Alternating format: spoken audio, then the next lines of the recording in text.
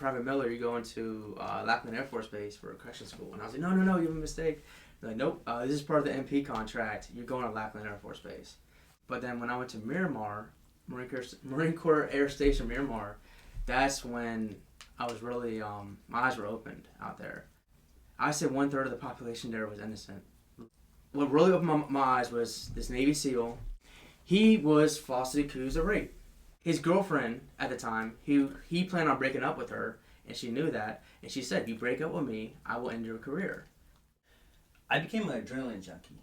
That was my problem. Dude, when I got there, I was scared. I mean, I don't care, man. A real man will say it. Like, I was so scared. I worked with Special Forces, and they were so badass that, you know, they just reinvented me. First day I land, this is how bad my luck was. The first day I land, right, I was in Bath, Bagram Airfield. We got hit. Yeah. And now the first day I'm on the actual assignment, we got hit. And you're thinking at this So I'm like, this is every day. This is every day. Hello, thank you for tuning in to Henry's Every Angle podcast. Today, we're going to be covering some things that may make you mad, but tune in, listen to the story. Go ahead. Introduce yourself. So, my name is Zee. Everybody calls me Zee. Actual name is Sahel Zalawar. And I've known Henry for a while, so he invited me on his podcast. I thought it was a pleasure. Appreciate that. And I'm here with my buddy, and you go ahead and introduce yourself. My name is Ryan Miller, and we always do work together in D.C., working for the government as contractors. And a good friend Henry hit us up to do this podcast. I'm from Delaware, born and raised. I joined the Marine Corps when I was 18 to follow my mom and dad's footsteps.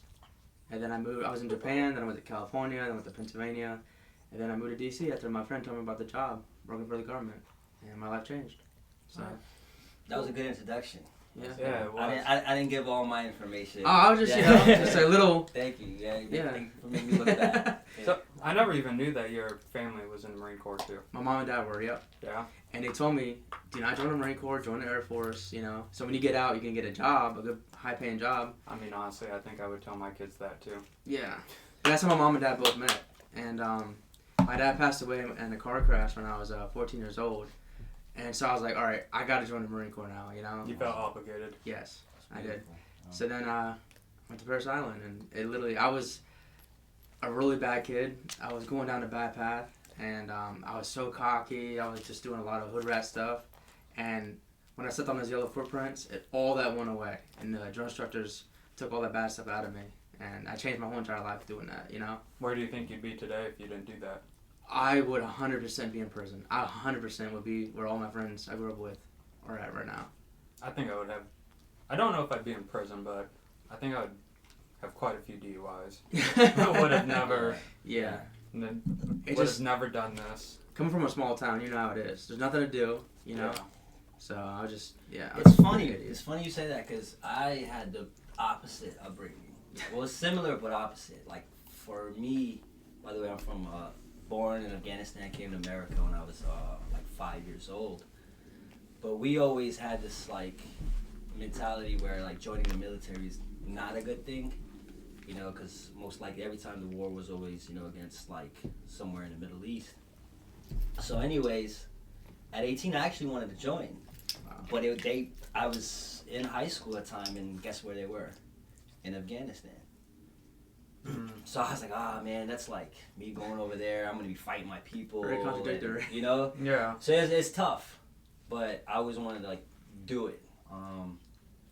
And unlike you, my cousin went, and he was a linguist / translator. And then when he went, he told me about it. And that's kind of like how I got introduced to it. And I wish it was the best thing that ever happened to me. Yeah.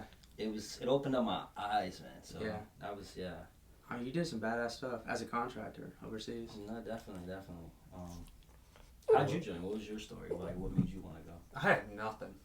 I mean, that's the most usual answer, but like, yeah, school, no. If I went to college, I would have failed at that time. Honestly, I wanted to go active duty. My parents wanted nothing to do with it. They convinced me to join the National Guard. Nice. Did that. Little did they know at the time, you could still move away in the National Guard. You're not bound to one state. You know what I mean? Mm-hmm. Like, you can transfer from one state to another, and that's how I came down here. Nice. And literally just landscaped until I was 21, till I could start doing what you guys are doing today. Nice. That's awesome. So you're a real country boy. Yeah, basically. Where were you? Where were you? Where'd you grow up? Lancaster, New Hampshire. New So like a little bit over 1,000 people in the population. Wow. My high school had like 5 towns going to one high school. Wow. And my class was 67 students. Wow. Yeah, so 67? 67 out of Jeez. 5 towns. Mine was like, in my class, probably like 150, 200. Probably. Oh wait, so Yeah. wow, that's crazy because I'm supposed to be from like the middle of nowhere. Yeah, you're supposed to be from on top of a mountain and Mountains completely. Yeah. And I got put into a place where I got like 5,000, you know. yeah. I think for me, man, it was more of like trying to figure out who I am. I Yeah. had identity crisis for the longest. You know, I went through my little hood phase. What age was this? Throughout all of it, man. From all the way probably up until when I went to Afghanistan, when I got deployed. Yeah. I didn't know who I was. You know, just There was like a calling for you. I went through my little hood phase. I went through a pretty boy phase. I went through all kinds You're of still things. going through a pretty boy. No, I think this is me. I think I know who I am. Yeah. Well, yeah, it was complicated, man, because when I got here, I was like 5. I remember my first day in school, dude. Yeah. I'm like, no English. You know what I said? And now I'm like talking there, yeah? Yeah. So I came from where I didn't know how to even sit around and be around a certain type of group of people. Like, I could never be around white guys. Did you have... I didn't know how to. I didn't know how to act around white people, bro. That was it. One of my last podcasts I did was a guy who was not underneath me directly, but in the last unit I was in. Mm-hmm. Born and raised Vietnam, moved here when he was 16, extremely gay, extremely flamboyant, extremely intelligent. And I asked him about was there any kind of discrimination? And he said, you don't focus on the discrimination, you look for those who you belong with. That was his exact answer, and I'm like, Nice. There. I mean, if It's true. everyone could just Yeah. think that way. Yeah, it's Yeah. true. It's very, very true. Nice. So, going forward a little Mhm. bit more, what did you do in the Marine Corps? So I was a corrections officer. Yeah. Like I said, in Japan and California. I was supposed to be K-9. My recruiter literally lied to me, and after my training, they're like, yeah, Private Miller, you're going to Lackland Air Force Base for a corrections school. And I was like, no, you have a mistake. They're like, nope, this is part of the MP contract. You're going to Lackland Air Force Base. So, which actually ended up being like the best thing in the world because I met some amazing people, you know, and I have a lot of good friends that I worked with out there, you know. And it opened your eyes to a lot of things, too. It did. It really did. So when I was in Japan, the prison was really small, you know. So we housed prisoners that just did stupid stuff, you know, like stealing 7-ton machines and going to Naha, the main capital city in Okinawa, or we locked up people for getting illegal tattoos, getting sleeves and stuff like that. Yeah, because you guys couldn't have tattoos from here down. No. So we locked up people for dumb stuff, but some people we did lock up for some pretty severe stuff, like, you know, rape or murder. But then when I went to Miramar, Marine Corps Air Station Miramar, that's when I was really, my eyes were opened out there.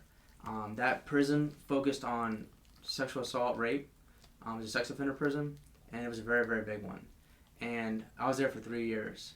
And when I was there, that's what made me not want to stay in the military at all, because I saw how bad the UCMJ is, the Uniform Code of Military Justice. There was, I say 1/3 of the population there was innocent. Literally 1/3. I can believe it. People, literally, grown men come to me because you start in the NDOC, and when you're in NDOC, you sorry. We have a puppy here. So when you start in NDOC, you pretty much, it's like your initial part of the confinement process, you know? And you could be, there's pre-trial and post-trial. So they'll put you into prison just as a pre-trial prisoner, you know? And I would literally have grown men come to me and crying, bawling her eyes out. Saying, I shouldn't be here, I'm innocent, what is going on? And I would like ask them their story. I would always ask, walk up to them in the day room and ask them, what is their story? What? Jesus. So where were these guys from? Like a lot of these people, were they American or from like? They were all military service members, all branches. Same thing in Japan too.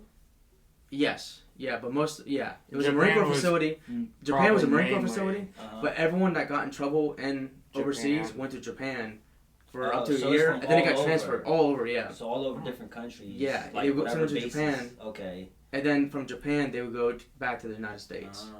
You know? Wait, so if you got in trouble in like Germany, they'd send you to Japan? It's the Yeah, closest. for the most part, yeah. It depends on the case or the situation, but yeah, Talk about a waste So you of s- taxpayers' yeah. dollars. But most of the people there were got in trouble in Okinawa. Yeah. You know, Mm. they went there, or there was another small facility in Iwakuni, which is based in mainland Japan. Yeah. But yeah, that was like Marine Corps stuff. You know, the prisoner with that was for the Navy. It was a Navy facility on a Marine Corps air station in California, and what really opened my eyes was this Navy SEAL. He was a Navy SEAL for about 20 years. He was like James Bond. He looked like James Bond. He was literally just like him. He went over 150 combat missions. This guy was a true badass. He was a true American hero. And oh my, sorry. So anyway, so he was falsely accused of rape, and he was confined for I think 7 years. It was halfway into sentence when he tried to appeal his case. He got like some funds for his defense and everything, and he got screwed hard. He really did. And This was the SEAL guy you're talking about? Navy SEAL. Where yeah, was he at when he got? in California. So he was in Cali. He was. To my he was knowledge, a- yeah, he was. Uh-huh. He was at a the Navy time. SEAL who got in trouble, and they His, sent him there. his girlfriend at the time, he planned on breaking up with her, and she knew that, and she said, "You break up with me, I will end your career." And he was like, "Obviously, get out of here," you know. So it was months later when the NCIS came to his door and said, "You're being arrested for rape," you know. So they fined him and everything, and he had some brain issues. He had a TBI and everything. Yeah. So when he's confined, that was not good for his TBI because he wasn't getting the proper medication, and it just affected him a lot. But he had text messages from her, and he showed it to the judge. That's her saying, "I'm going to end your career, you know, if you break up with me." And the judge said, "That's not substantial evidence, you know." So long story short, it turns out he was falsely put in prison, and the judge No came. matter how much evidence he would have. Yeah, it doesn't matter, and so that's the thing. What I want your viewers to see or hear is that it doesn't matter. You don't need any evidence at all. I've heard that. I've heard like in the military. No evidence, just a Yeah. statement. There's Be no. a verbal That's statement terrible. or a written statement from the person. So let's just say if I didn't like you, and if you're still in the active duty or reserve or National Guard, I could say Henry raped me, and you and I were drunk and we had sex or whatever, and it was consensual at the time, and then you don't like me anymore, or You have people, regrets. there's rumors going around, and Yeah. you didn't want to look like, you know, a that slut person. or that person, and then you said, well, he raped me, and they will literally put me in prison. And what they do, this is the messed up thing with the military, is they say, Henry, I'm going to give you like 20, 25 years, but you can do this plea agreement, and you get 7 years, 5 years. And What's you your lose choice? everything. Yeah, of course. But would you rather do 5 or 7 years, or have the chance to get in 20, 25 years? You're going to sign the agreement, right? Yeah. And that's the thing with military people, is we don't have much money, obviously. So you don't have money for the defense attorney and everything, you know? Yeah. So that's what screws over a lot of service members that are falsely accused, you know? Within the military, it's not you are innocent until proven guilty. You are guilty until proven innocent. That is literally what the Navy SEAL told me. And that's how it is for the UCMJ. You're guilty until proven innocent. That's how it is. In the civilian world, you're innocent until proven guilty, you know? So pretty much, And you'll never see any of this on like no, media. no one will ever know.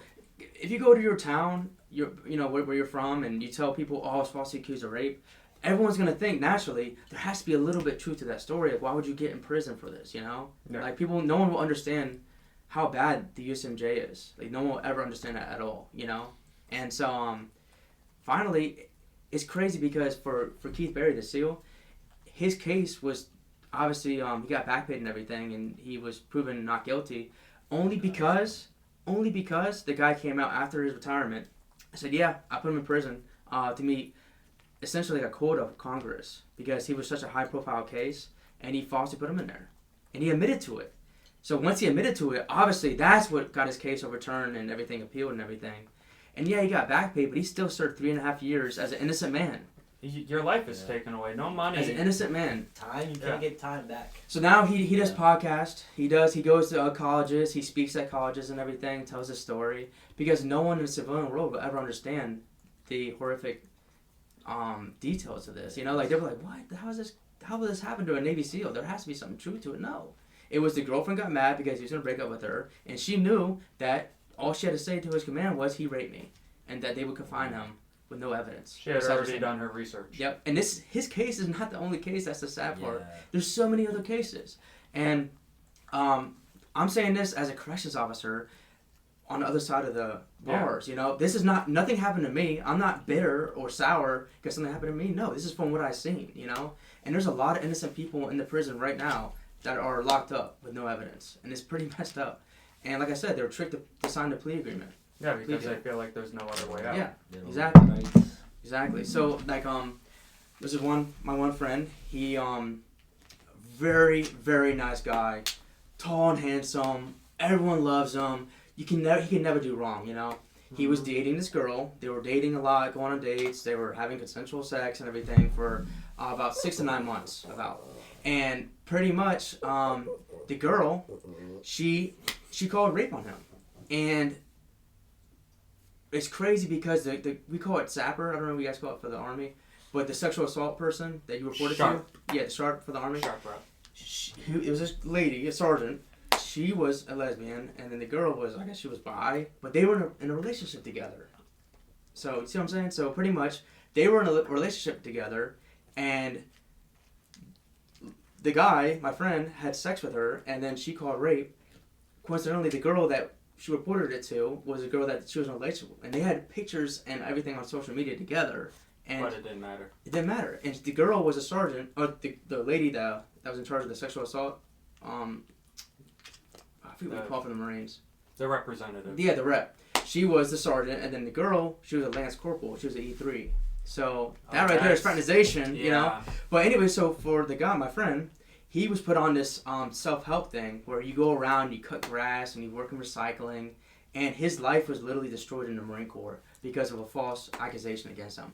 And he was actually able to overcome it because the NCIS, the Naval Criminal Investigation Service, or something like that, they couldn't find anything at all. And everyone's statements were going against her, you know? Yeah. They're saying, yeah, she was sleeping around, she is known to be a liar, yada, yada, yada. But still, my friend, his career got ruined because of a false accusation. And he was put out of the brig as a brig guard for over a year. See, I've even seen that on the National Guard side. I mean, personally, many people don't believe me, but that's the entire reason I never had sex with any girls in the military. Was because of that. That was my fear. I was like, this is the only thing going for me. I have nothing else. And one night could screw everything up. Exactly. Because if you're both drunk, this is how they see it for the UCMJ. If you're both drunk, she cannot consent. Even though it's consensual sex, you both are all feeling it, everything was good. Hey, you can't consent either. Yeah. But no, they say she can't consent. You know? And that's the problem I have with it. And that's why I got out, because I saw all these cases. And I'm like, this is crazy, you know? It was seriously disgusting. It really is. That was the reason. And some girls would, like, either be married, and then they would slip up, get drunk, and have sex with a guy. Or, and then rumors would go around, oh, she's sleeping with this guy, she's a whore. So then she would call rape. And they are willing to end these guys' careers, even though they had consensual sex, but to not look like a whore or to not get caught cheating on their husband or whatever, you know? And, like, I work with some amazing women. I don't want to knock any actual rape cases or anything that actually goes on. Obviously, not at all. But even if the percentage is 10%, which I would say is about 1/3, 33%, even if it is 1 out of 10, it's still too high of false accusations that are convicted. You know, like it's pretty messed up. It really is. It's super messed up. Yeah. And that's why again, like once you're in that situation, like, what do you do? Yeah, Right. there's nothing. And then here's the thing: for the legal services, and I don't know about the other branches, but for the Marine Corps, they cannot help you until you're convicted and in the prison. So it's not something you can fight with the legal team that they give you, you know, for the Marines. They can only help you until you're actually convicted and incarcerated. Then that's when they help you. But by that time, they don't want to back pay you. They don't want to do anything like that. They don't want to, you know, have it appealed and thrown out and then you get back paid. So they just convict you. And God forbid you have a child at home. They don't care. They do not care at all. They don't care about your children. They don't care about your family at all, you know. So like you experience, I mean, I guess you talked to a whole bunch of people. I was just, And that just you could see when you talk to someone, and you were like, that's why I'm like, I'm out of this. Anymore. I do not want to. This happen to me, you know. I can't be involved in this organization. How long were you in? For 5 years. Okay. Yeah, I have a 5-year contract. Yeah. But I would have grown men bawling their eyes out. I shouldn't be here. Yeah. I shouldn't be here, bro. We had sex. She was feeling it, and then my command found out about it, and she was gonna get in trouble. So she said I raped her. And I'm in prison for 7 years for something that I didn't do. And the last thing the Crying command eyes wants. Time. I mean, 7 years. Is a long And in a time, military man. prison, they do not mess around, especially a Marine Corps facility. I mean, it's no joke in there. I'm telling you right now. Navy prison, other prisons for other branches are different, but for the Marine Corps prisons, they do not mess around. I believe it. When they first get incarcerated, one of my jobs was receiving a release, and in a Marine Corps facility, you literally haze them, and you kind of see in their temperament how they are as a prisoner, and then that's when they decide where they go in the pods. You're almost testing them. Yeah. So we would literally play games with them, and because you get people that were E7s, E8s that were getting arrested, and you take off their rank, you throw it on the ground, you stomp on it, and then you set the bar for them and let them know, like, look, you're no longer your rank. I'm a Lance Corporal, and you will say yes, Lance Corporal, no, Lance Corporal, I, Lance Corporal, you know? And it's pretty embarrassing when they do that, because I was in the case where I was in Afghanistan, and this guy, I can't remember his name, regular infantry guy, but he did something wrong. So they pulled his bars off. So now he had to, like, walk around, and just do his normal job. Yeah. With no bars, just to kind of like humiliate him in front of everybody else. Because you see everybody, and then he's walking around. Because when you're in the military, you got to be tied up. Yeah. Shoes, pants got to be bloused. I mean, everything's got to be, Perfect. So when you don't have your bars on, it's kind of like humiliating, Yeah, so everybody knows, like, oh, he did something wrong. He did something wrong. I mean, there should be other ways to, and that could that's crazy. Play psychological games on you. Know what I mean? God, At some point, you can be. It's like bullying. It's. I mean, I was in. Literally, like, I think it's 27 days before I hit my 11-year mark. Wow. And I couldn't imagine walking around. For the Army, we call them a fuzzy. You have no rank, you're an E1, you're a fuzzy. I couldn't imagine that. I was a 6. Fuzzy. Yeah. That's funny. But, for example, my friend Trevor Schaaf, shout out to Trevor, him and I were both getting out. We both had the same time in, and we were going on terminal leave. They threw a party for us, and our barracks had 3 stories to it. The MPs were coming to our loud noises and everything, and they were walking up. A random Marine was up there. He walked up there, asked for a beer. They said, we don't have any. So the guy threw the beer down, the glass bottle, as the MPs were walking out, okay? Then the guy ran out. They chased the guy, but they said that my friend Trevor was the one that threw the beer at the MPs. Everyone said no, he did not. It was a random guy. They didn't believe us. They thought we were lying. So they screwed over Trevor and didn't let him go on terminal leave, and he got in trouble and everything with no evidence. That's the thing with the military. You do not need any evidence at all. And my friend, poor Trevor, super nice guy. He was a little crazy, yeah, but he didn't throw the bottle at the cops. I think everyone in the military is a bit crazy. So. Yeah, of course. Of course. Do that too. I got a question for both of y'all. Go for it. What was one of the things that you guys hated the most about being in the military, and what's the opposite of that? What's one thing that you guys actually loved being in the military? I think my answer is almost the same thing. What? Especially for myself, going on almost 11 years, it's an addiction. Okay. I hate to say that, but I love it all at the same time. Like, you're drilling it. Yeah. Every time you dreaded every time you had an assignment. Every second leading up to the assignment, you dreaded. when you're at the assignment, it's like you're in your own natural habitat. Mm-hmm. And I Facts. really hate to say that, Yeah. but that's exactly it. And you can become obsessed with it too. Mm-hmm. I got a story to tell you after that. So what about you? What was yours? Like What is the worst something you thing- hated? Yeah, what is something? I hated how much control they had over you. Like, you're literally like nothing. You're government property. They That's have why I did. full control over you. Yeah. That is why I didn't do this until after I got out. Yeah, of course. Because I mean, You got no voice. You Yeah. cannot speak up. Yeah. When something is going on, something bad is going on. You can't speak about it. You know. Yeah. What about So, you? What's How one thing you old loved? do you want? What's that? What's one thing you loved? One thing I loved, honestly, was the traveling, but B, I would say the people that I met. I met some really Oh my amazing people. God, yeah, You met some really, really awesome people that would have your back. Yeah. They would literally die Brotherhood. for me. The both, brotherhood. Both great answers, because you know Yeah. it's funny, like, and back to like the love part. Fine if I hold him. Yeah. You think it will stop? Yeah. You want some love. You can take it. So for me, like, He won't what make I me, don't loved, worry. I loved the brotherhood. It showed me like, see, when I used to play sports, Uh-huh. I had that, and then you Yeah. kind of not have that. And Yeah. then now when I was in Afghanistan, it's like at first when I got assigned to my team, Uh-huh. like, you know, when you look at somebody, you're like, oh man, he looks this. I don't think I'm gonna get along with that person, or you Yeah. know, I would see these different type of guys. You're like, yeah, there's no way, you know, I have a personality like. You'd have instant bias Yeah. without any kind of communication. Exactly. And then those guys turned out to be the most amazing guys in the world. Mm-hmm. And man, the minute I got there, they showed me so much love. Yeah. It was insane. Like, Yeah. they were like, Z, man, like, we got your back. You're one of us. Yep. Don't worry. When I would go on missions, you know, I had this one guy that I used to work with, man. His name was Nee. Amazing dude. He went through some stuff with his wife, you know. Yeah. But I went on a mission for like 2 days. Oh, And wow. he said, Z, when you come back, I'm going to have some steaks for you. Nice. Bro, I got back, and sure enough, man, 2 days out in the mountains and doing all of that, it was insane. So the brotherhood is Yeah. real. You'll never find that. It's How is it very real? hard to find that. And the second thing you said, also traveling, man. I saw the world. Yeah.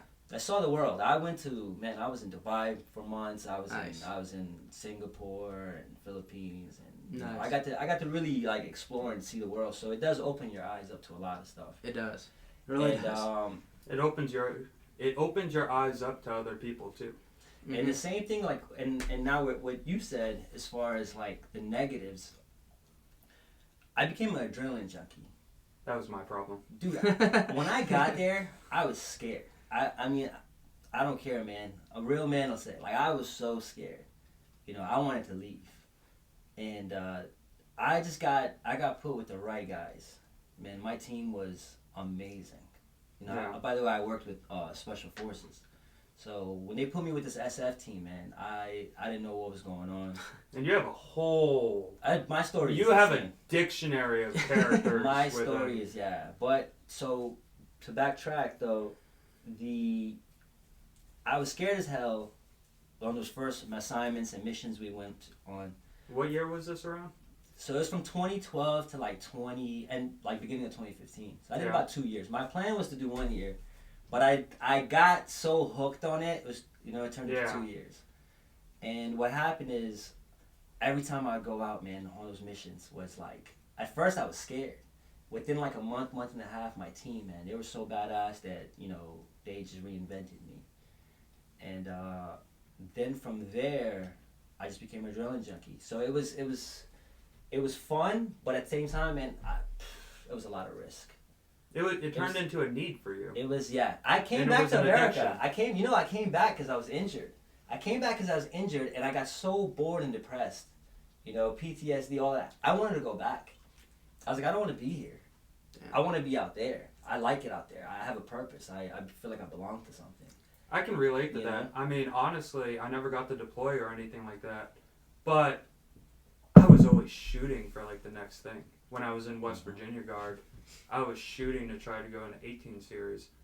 I never had the ASVAB score to do it, but I was always physically training to do it. Yeah. Even when I was working with you guys, I was training to do it. And then when everything happened, when I moved back to New Hampshire, I had like definitely a loss of purpose. But then New Hampshire had a program where you could go into a ranger assessment and try to go to ranger school.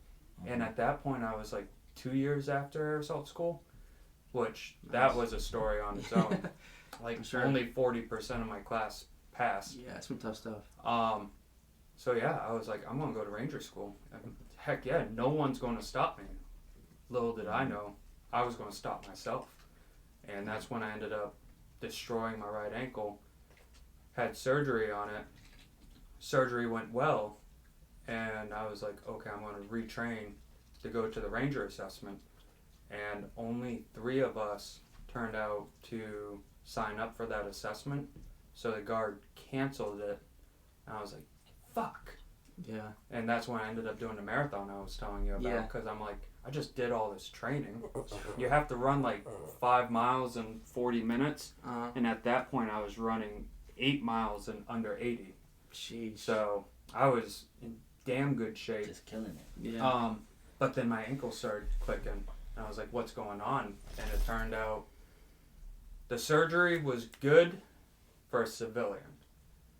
But the surgery wasn't good for that kind of training again. And yeah, just like you said, it went into an extremely bad mental state. Yeah. Damn. Altered my gait, leaned on my left side, screwed up my back from that. VA wasn't helping. I got all the documentations for the LOD and everything. And when I went to the VA, they denied that it ever happened. I was paid medical leave through the guard. The guard was paying me to sit at home during my recovery with the surgery. Still denied it. That's horrible. And yeah. There should be a better process, man. Like, Yeah. I never, my mind just, I guess because the way I grew up, I didn't believe in all of this PTSD stuff. I was like, it's nonsense, it's all in your head. But when I got back, man, and you really start, like, you see it and you go through it, you're like, there should be a better process. Because I used to watch documentaries on, and there'd be like all these military guys, they come back to America and then they end up killing themselves, commit suicide. And you're like, why? I don't get it, Yeah. You don't get it until you go through it. No, you know? I was in denial. I was like, I don't have PTSD. Yeah. I have depression. I don't have PTSD. What are you talking about? And it turned out me going to school for psychology, reading everything, I was like, fuck. Yeah. It's part of growth, man. You have to grow. Once you grow up a little bit and you start understanding, every time I heard a boom, I'd be aware. It took me about, I want to say 6 months, man, because when we would do patrols, I would be scanning the ground, scanning the mountains. So if we're walking, let's say, to this village, I'm scanning constantly. And one of the things that my chief taught me, he said, Z, what we end up doing is a lot of times is when we get tired and lazy, we start looking down. So you got to get out of that habit. You got to constantly, you got to make sure your head is always up on a swivel. It's the same way with fighting. Right. So I would always do that and scanning if I saw a rock, and then I'd pay attention. I'd try to remember where that rock is. And I'd come back, I'd make sure them rocks or whatever, just scanning. Because sometimes there were times where there would be like sand, and the sand would be mixed. It'd be a different patch of sand. So we've actually found IEDs, because they would change it and put another patch of sand on it, and then you see a little wire sticking out. Yeah. So back to what I was saying is like, man, when I got back, dude, I'd still be scanning. If I see something weird, I'd jump over it. You know what I'm saying? I'm not. Yeah. One time I was in Singapore, bro, and like I heard a big bang, so I'm like looking up, and I mean obviously there's buildings, I'm like, but it was like one of those, those trucks that do slam the back of the door of the truck, So it sticks with you, man. A lot of that training, a lot of that stuff, and you kind of forget, like you're now in a normal world. And they don't prepare you for the normal world. Oh, dude. Preparing? Let me tell you about preparing. They sent me to Camp Atterbury. So my training is this. Z goes, can you speak the languages? I said, yeah, okay, cool. Took the little test, passed the test. I don't think I'm going, I'm like, I'm not going to go. This is not going to happen. They send me to Camp Atterbury. They put you in like this little vehicle, and they like do a pretend like where the vehicle flips over. Yeah. Right? So the vehicle flips over, and you're like, oh, okay. They fix it back out. That was it. And then they gave you these duffel bags, and they're like, this is what you need to wear your duffel bags, and this is what you need to do. And a week later, they're like, I'm just chilling. Everybody, like, I see the group is getting smaller and smaller. And they're like, all right, this guy's going. So I'm like, okay, everybody's going. By the time, so this is what happened to me. When I was young, man, I was a little, I was badass. So I got into a lot of trouble. Yeah. So I had a record, and I didn't think I was going to be able to go because of the record, you know? But when they need you, they need you. No, they don't care. They don't care. If you can qualify, you can do the job. They said. So that's what happened. So I'm thinking, like, you know, I'm telling some of the guys, I'm like, yeah, I don't think it's going to happen, man. Mm-hmm. A week later, the guy, when I was there, one of the I forget what they call them, but they assign them to you to, like, kind of watch you and stuff and take care of you and get you through the process. He's like, Z, pack your bags, you're going to Afghanistan. I'm like, what? You know? You're like, dude, I swear it caught me off guard. Like, I'm like, I quickly called my my cousin. I said, hey, man, they said I'm going. He's like, oh, congratulations. Now, mind you, my parents were, like, against it. Of course. My parents did not want me to go.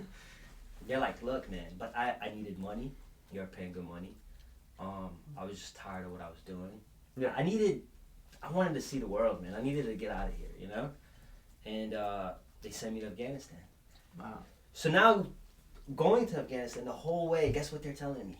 Every person on the way back on the transit, some dude is hurt, some guy is injured, some guy is this, and the whole way... You're just terrified. They're scaring me. They're like, listen, they're telling me stories of, like, going into the minefields, going into this, going into that. They're like, man, I'm done. I'm not going back.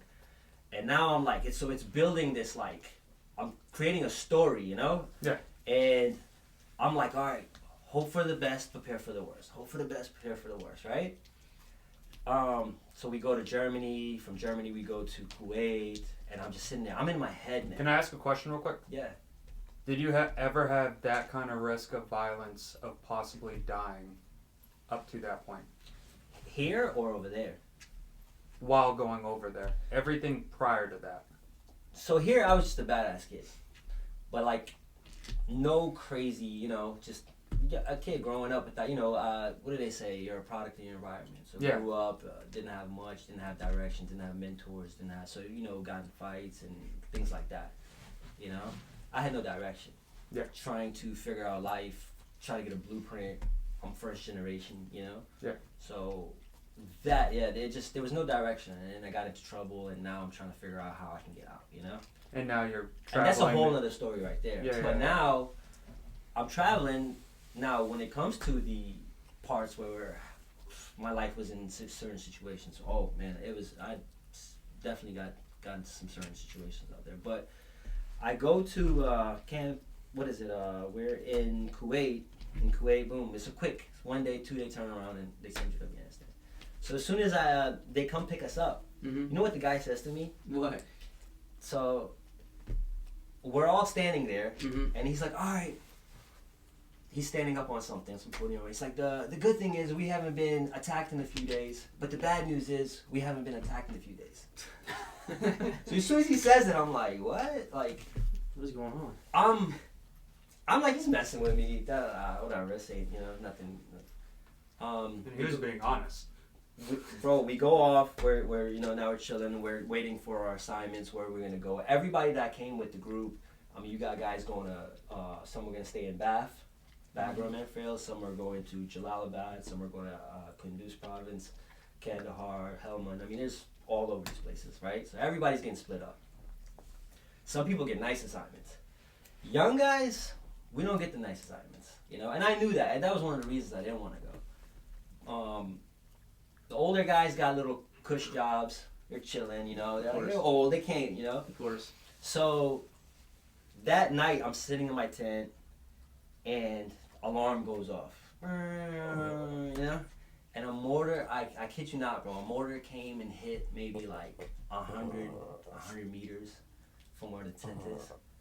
Like, from here to, I can't even, like maybe 20 yards, 30 yards, you know? Yeah. And boom, it hit this connex. When it hit this connex, it just like, I'm like, everybody's up. I don't know what to do. I'm freaking out. I'm like, oh shoot. Yeah. They're all That was running. your first. That was my first welcome to Afghanistan. You know what I Yeah. mean? That's what that was. Now they're going into these little what are they? Remember those HESCOs or whatever they create so you can go in there like a what are those called, man? When you go in there and you hide the bunkers. They're like little bunkers, yeah. right? So everybody's in there, and I'm like, oh my god, my heart panicking. So like, so you think you're a bad, like, when I was here growing up, You thought you were badass. I thought I was the man. Nobody can, Yeah. I'm the man. Can't touch me, I'm this, I'm that. I've done it all. Bro, I've never been so scared in my life. No training, nothing. This. Now I can't sleep. I'm up like for days. So the next day they come and they give me my assignment. They said, Z, you're going to, guess where they said it? You're going to Kandahar. Kandahar is like the worst place you could go. It's Kandahar or Helmand. Yeah. It's the two like worst places. And they're like, you're gonna be assigned to an SF team. And now, did they give you any kind of combat training prior to this? No, bro. There's no training. No Were you nothing. armed? They sit you in a class. He was armed. No, I again, I'm not supposed to be armed. I learned and I gained the trust of my team to where there was times where they'd give me, if something was going down, like, Z, here you go. Like, this is the safety, this is not the safety, that's the trigger. Gun's already, like, Don't shoot us. I'm sitting there. As soon as I got the gun on one day, my first, I was ready. I felt so much more good. But let's just backtrack a little bit. So they're like, you're going with Special Forces. The first thing I said, am I going to die? So the guy, hey, listen, if you follow everything they say, you'll be fine. And now, the noise of anything, Miller, when I tell you the noise of, like, if I hear something move or what, I'm scared. I get shook. Because, you don't know where you're at. You're like, dang, what is this? What did I get myself into for money? Like, man, I like money, but I like money, but I don't like it this much, Not if I come back with no limbs. So they send me to, now we got to take a private flight from there to Kandahar Airfield. We go to Kandahar. They pick me up. They take me to this special FOB. It's a FOB facility for SF only, Special Forces only. Camp Brown, that's what it was called. Camp Brown. So they take me to Camp Brown.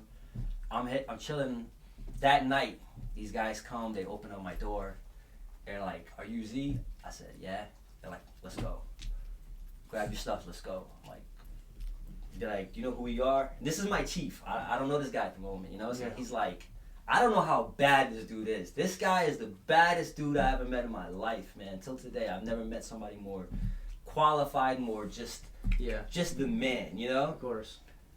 He's like, "Do you know who we are?" I'm like, "Yeah, you're special, I'm messing with them. He said, "Yeah, like the buses, like the little, So he said that, Yeah. I'm like, okay. And he's there like, tonight, be ready, we're leaving. So now I'm like, okay. So we go. And now I met this guy, there's a local dude over there, right? He was a local interpreter. He's lying to me the whole time.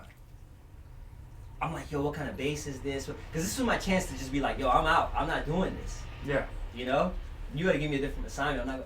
But he's trying to make me comfortable. So he's just like, no, we're in a great place. Da, da, da, da. He's like completely telling me the opposite of what I want to hear. So it's like 2-3 in the morning. We're now like in the middle of the airfield, and my chief goes, he said, "Z, you ever been on a Chinook before?"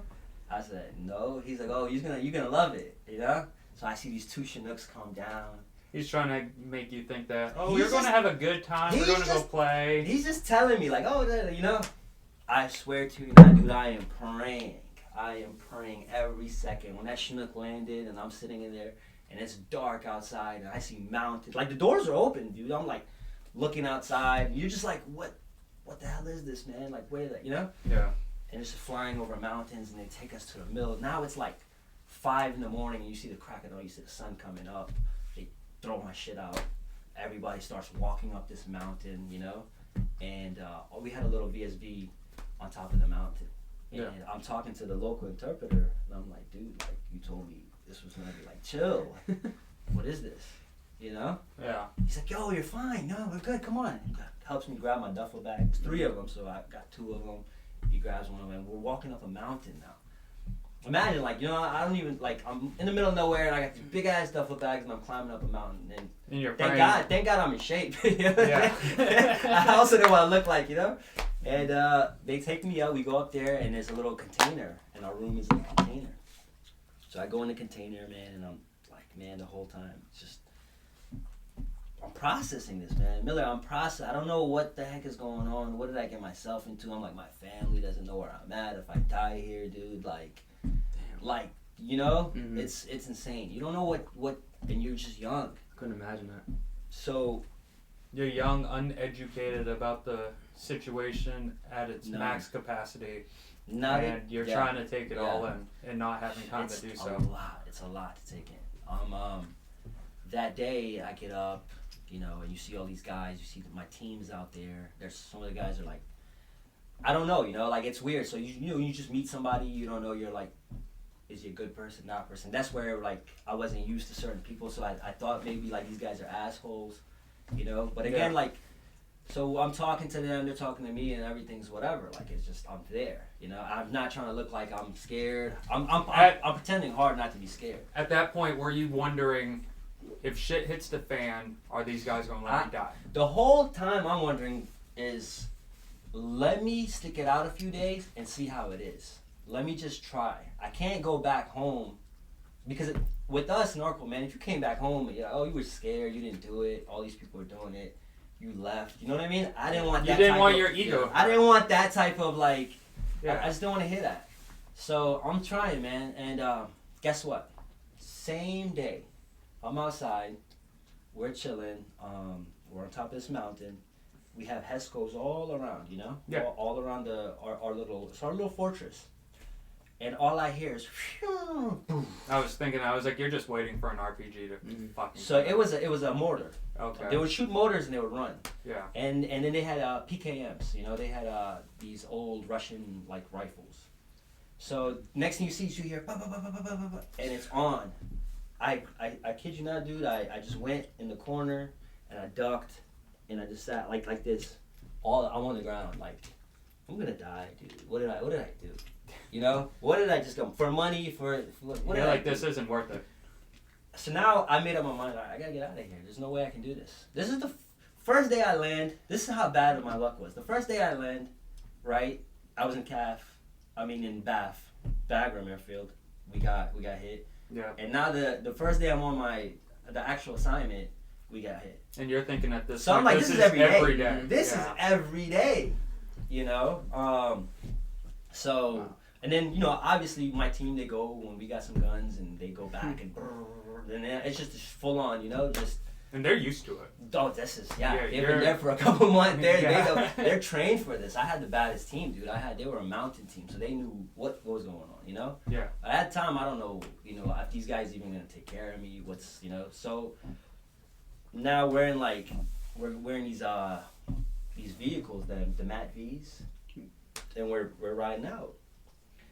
You know, and every time we ride out, I'm just praying, man. I'm like, I hope we don't hit any IEDs. I see these people, they look like me, you know? Yeah. They're different clothes. Like, you know, mind you, I came when I was 5. So my first time going back is like, you know, I'm a grown man going back. It's not the same at all. I'm like sitting there thinking like, you know. No matter what, you might. These are my people. Yeah. You know You might look like them. Yeah. But the moment you say one word, It it's was- like, it was- oh nah, it was bad, he ain't dude. us. It was bad, Miller, you know? Couldn't imagine. And like they put me in the middle of and they have a dialect too, dude. I'm like sitting there, so I'm in another place where they have a dialect. My dialect doesn't even sound like that. So I call my dad back.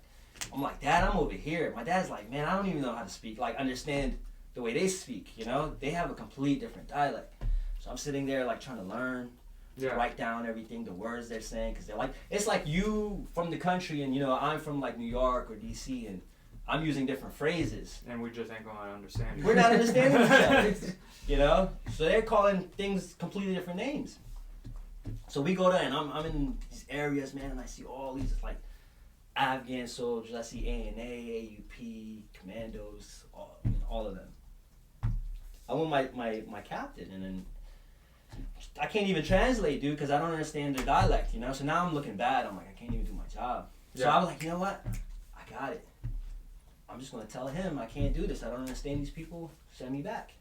I already put it in You're my looking mind. for a way I'm out. looking for a way out. Yeah. Right? Mm-hmm. So like 5 days goes by.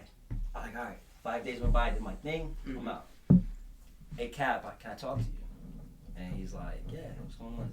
I said, Cap, man, I'm not ready for this. I can't do this. I told him, the language I'm having, there's a barrier, I don't understand. Maybe we need to get somebody else.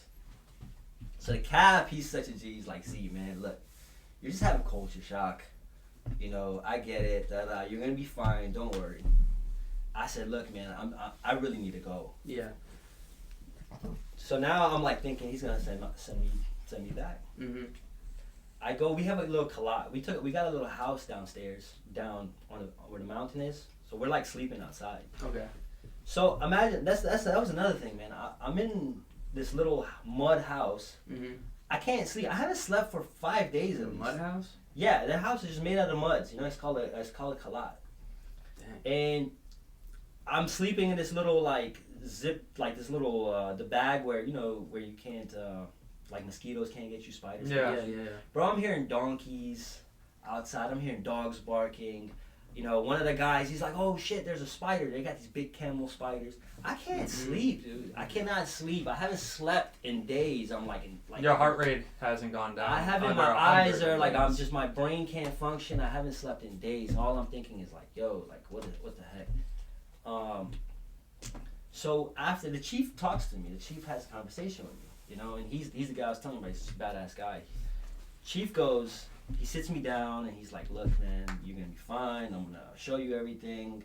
He's like kind of telling me like, our security, like what's going on, like they can't come in. Don't worry, we got this stuff on lock. You're gonna be fine. Trying to ease me up, and I had literally a heart to heart with them. I'm like, hey, dude, like, just seeing the sun. The sun's coming down. It's a big mountain in front of us. I'm just having a heart to heart with them, man. Like, dude, I don't know if I. You're trying to be real with them. Yeah, and I shit you not, dude. In a month, this guy turned me into a freaking killer, bro. Like, he turned me into the baddest dude ever. You weren't the first Z he's ever had. I don't know. And I don't know. And, he turned me into a guy that I never thought I could be. Yeah. That's an F for you. Yeah, man. It was insane. He just off that conversation, he took me in, man, and just started, we started working together. The dialect, I got it down, I became the man. I became better translator and interpreter than the locals, because now I speak English Yeah. like normal. Like you have almost like your we're entire from, life. We're like I can speak in code to you. Yeah. I can speak to you whatever way I want. Like if we're in the streets in America, and now I understand their dialect and their language. So now I'm valuable all of a sudden. Yeah. And we would go on missions, and he would be like, at first I was wearing a helmet. Dudes are like, why are you wearing a helmet? I'm like, I don't know, bro. I don't I'm wanna trying die. to die. They're like, that shit ain't gonna save you, Like, seriously? Like, yeah, bro. Like, alright, took it off. Dude, so within a month and a half, 2 months now, it's the middle of the night, we're going on a mission. I'm sitting in the back of these 4-wheelers, man, and I'm sitting there and I'm with this other kid, man. This other kid was such a strong guy. He was a local interpreter. And his name was Rock.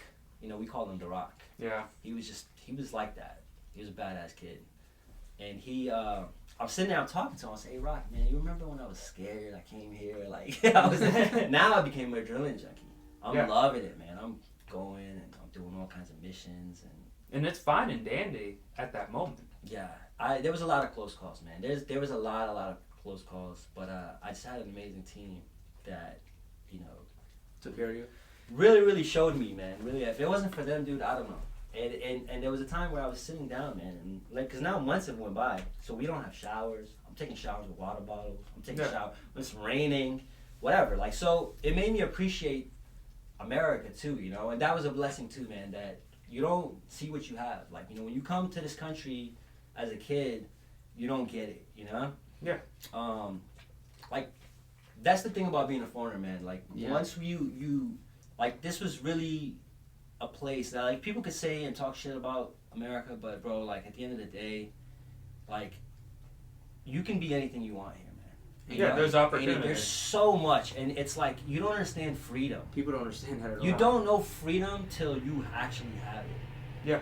we had no freedom. We didn't have showers. We didn't have anything. I didn't have a burger to eat, you know? It was just the little simple things. Yeah. So I'm sitting there, like, months go by, man, we finally have some fruit.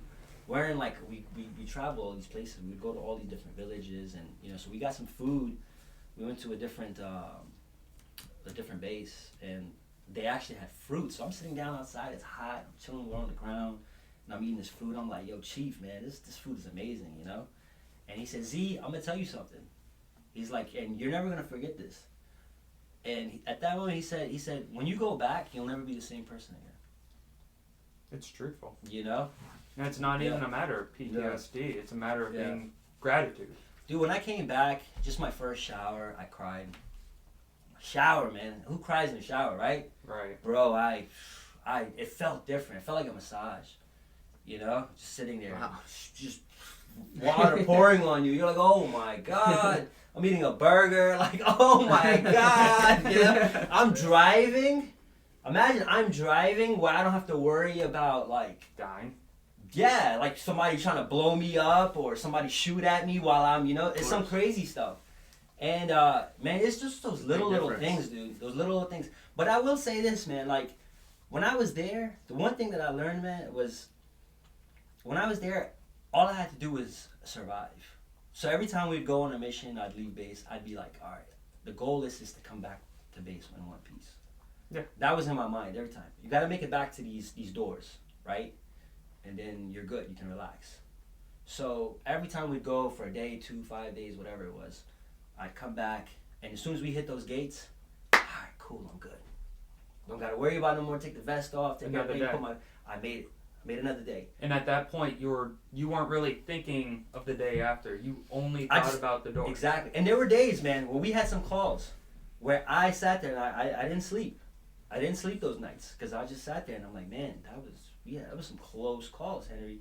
Like, I kid you, there was, and you had to get used to them. You get numb to it after a while. But at the beginning, it was just like, you know, when you see somebody dead, you know, somebody that you went with, they get hurt, people that not coming back.